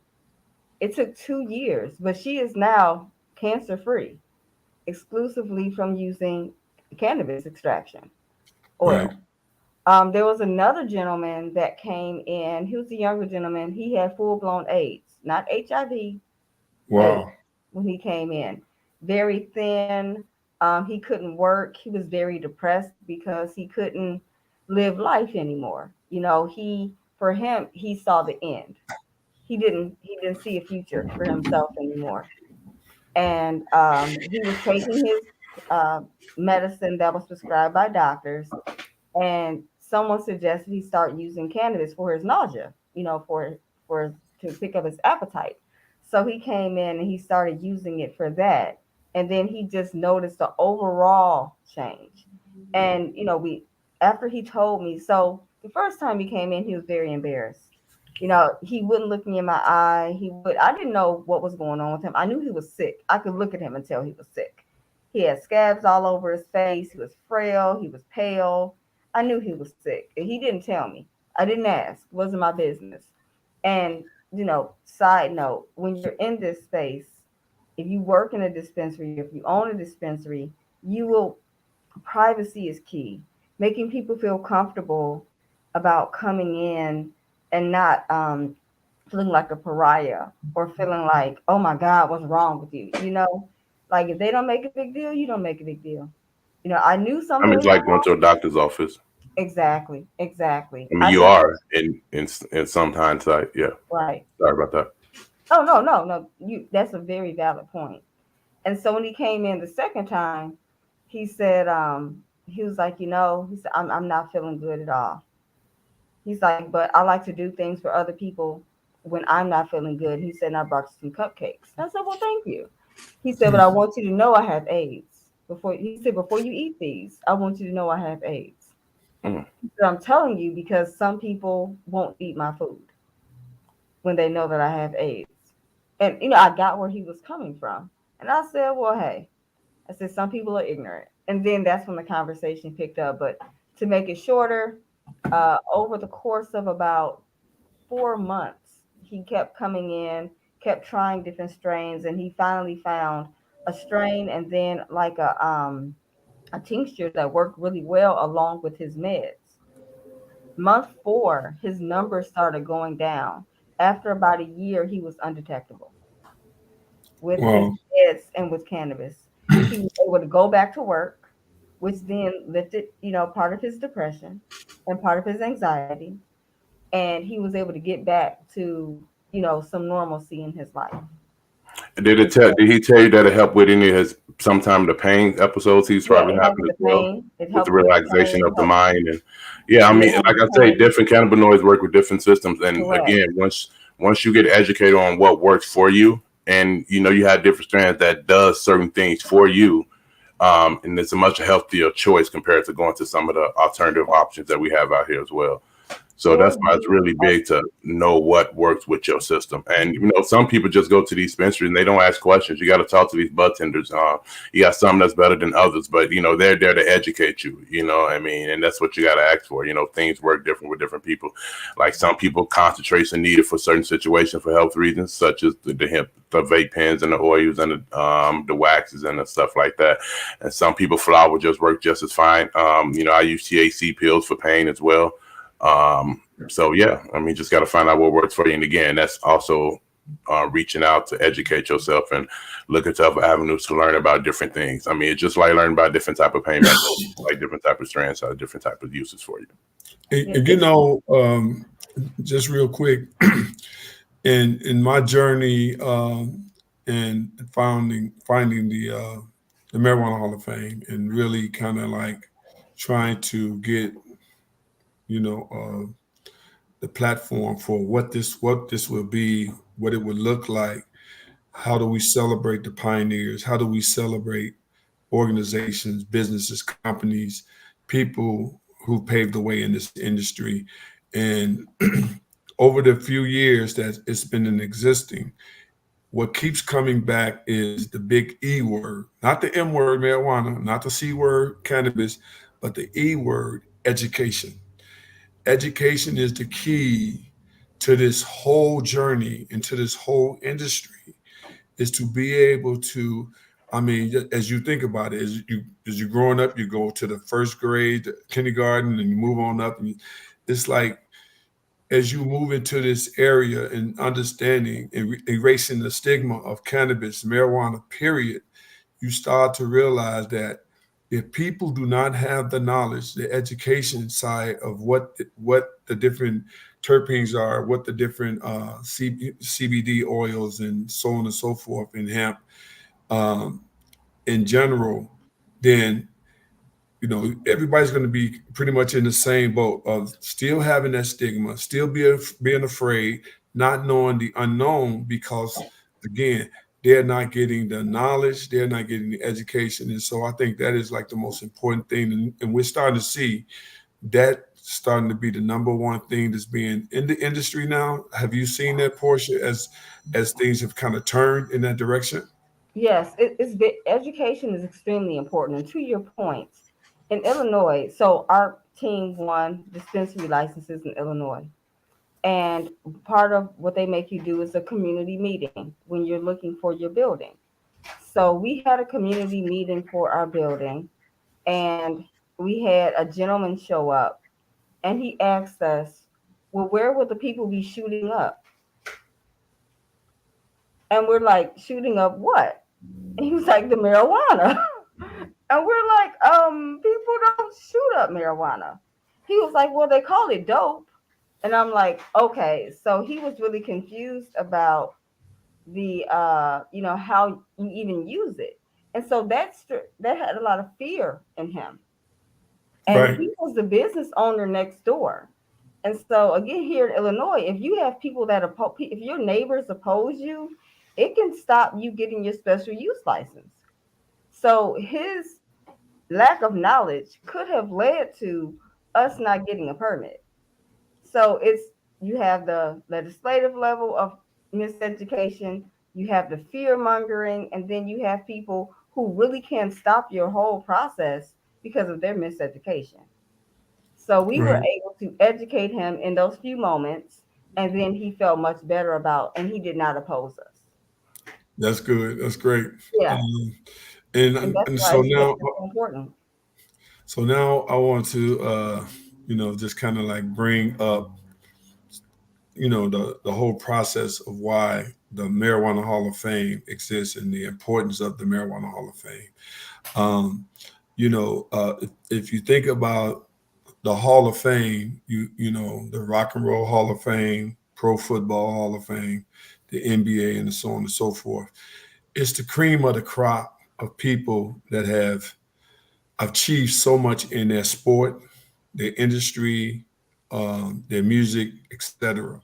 And so, what we're discussing, is the importance of people that we want to honor who've paved the way, who have found a way to, take on the establishment, take on the government, take on the states, take on, the legislators in bringing forth, the legalization of cannabis, the importance of the medical side of cannabis, the importance of, changing the laws and compliance and then bills, and then, the medical states, getting those things passed, and then moving on to recreational use. And so, for the audience, the difference in medical is exactly what it is. Tony alluded to it. It's your medical benefits of cannabis. And those things have to be protected, just like if you was going to the doctor, for an ailment and so forth. So, that's the medical side of it. And then the recreational use is people that use it on the recreational side, but I don't even like to use the word recreational. I like to use the word as part of their regimen to be able to have normalcy in their lives. Mhm. I was in the Marine Corps. I have several, comrades that suffered from PTSD. And if they didn't have marijuana, cannabis in their lives, they wouldn't be able to go home. They wouldn't be able to function around their spouse, around their kids. People suffer from anxiety. People suffer from depression. And so all these things take place. And so if you stop and think about it, just in normal, you might have never taken marijuana in any form, shape, or fashion, but there might be some things that's going on in your life that this might be able to help you start reaching some normalcy. And so I say, again, the people that we honor is the people that have stood forward, people like Willie Nelson. I mean, he took a huge hit in his career as a musician. Country music fans did not like him because he always had that joint and was talking about marijuana and how it helped him be a better performer on stage. And he was, just saluting and celebrating the plant. People like, Bob Marley, True activist. 5% of his songs were about cannabis, about ganja and, Jamaican music, just talking about the cannabis plant. And so, people don't know that the whole thing, Mary Jane, Jane was the little old lady that made brownies. Yep. And she made brownies and they was infused with THC, and she went to jail 3 times, and you can imagine, just think about it. Close your eyes and think about your grandmother saying, hey, I'm going to continue to make these brownies because they help me, they help my friends, they help my family, and I'm going to continue to make them. And she was a pioneer behind that. And so I just think that was just so wonderful that she stood tall and firm, and she took the blunt of going to jail. And a lot of these people, stood tall for the plant. And so those are the people we're going to be celebrating. So when you go to marijuanahalloffame.com, you'll see some of the names that we mentioned and some of the people that we're grandfathering in. And you'll start to, I ask that you Google and learn more about these pioneers, these people, and let's celebrate them because they was at the forefront. And so, that's what it's all about, is being able to honor them and enshrine them and so forth. Yep, and that's what the Marijuana Hall of Fame is here for, to provide recognition and notoriety to those people that help with the process that we're at tonight, that we're at today, because we made a lot of headway and we still got a long way to go. But again, we getting there. Thank you so much for this information and for helping to educate each of us. And so, Mr. Vincent Normant, how can people reach you? Is there an email address or a website that they can follow up with you on? Sure. The website is marijuanahalloffame.com, just as the words, marijuanahalloffame.com. They can reach us there on social media, MJ Hall of Fame. They can find me, my name, Vincent. They can Google me, Vincent E. Normant, Tony Frazier, Portia Mitten. I mean, we're all, available through Google, through social media. And then, like I said, reach out, any information they want to have, we'll have it for them and provide it for them. We appreciate each of you coming and sharing. Genius is common. I'll see you on the other side. Thank you. Thank you. Thank you. Bye.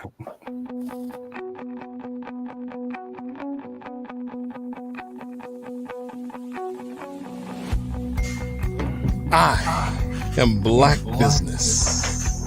From the moment I wake until the time I sleep. Yes, I am Black business. I am Black business.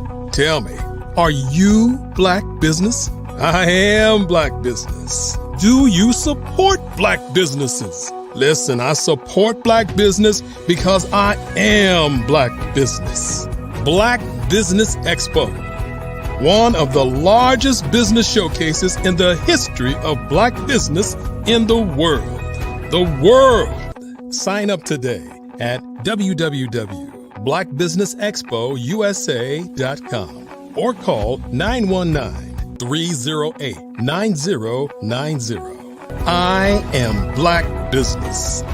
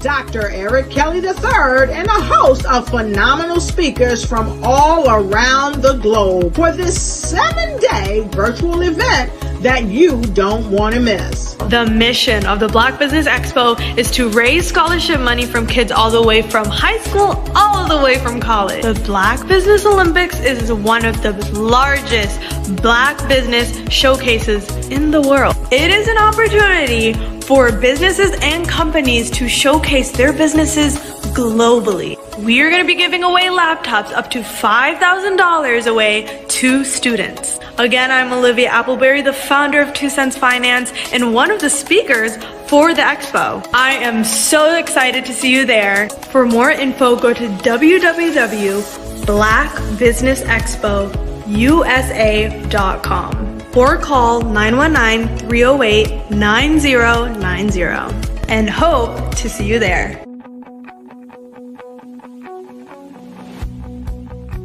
I am Black business.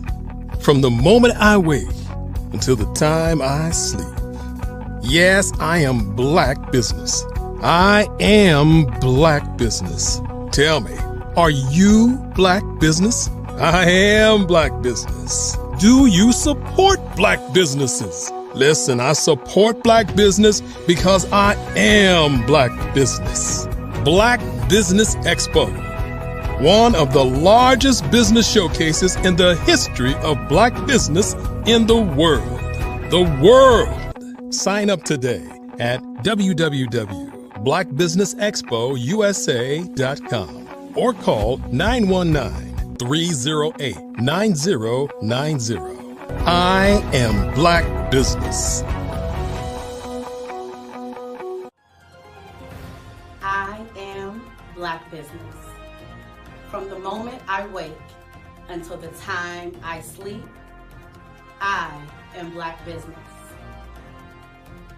I am Black business. Are you Black business? I am Black business. Do you support Black businesses? I support Black business because I am Black business. Black Business Expo, one of the largest business showcases in the history of Black America in North Carolina. Sign up today at www.blackbusinessexpousa.com or call 919-380-9090. I am Black business. I am Black business. From the moment I wake until the time I sleep, I am Black business. I am Black business. Are you Black business? I am Black business. Do you support Black businesses? I support Black business because I am Black business. Black Business Expo, one of the largest business showcases in the history of Black America in North Carolina. Sign up today at www.blackbusinessexpousa.com or call 919-380-9090. I am Black business. I am Black business. From the moment I wake until the time I sleep, I am Black business. I am Black business. Are you Black business? I am Black business. Do you support Black businesses?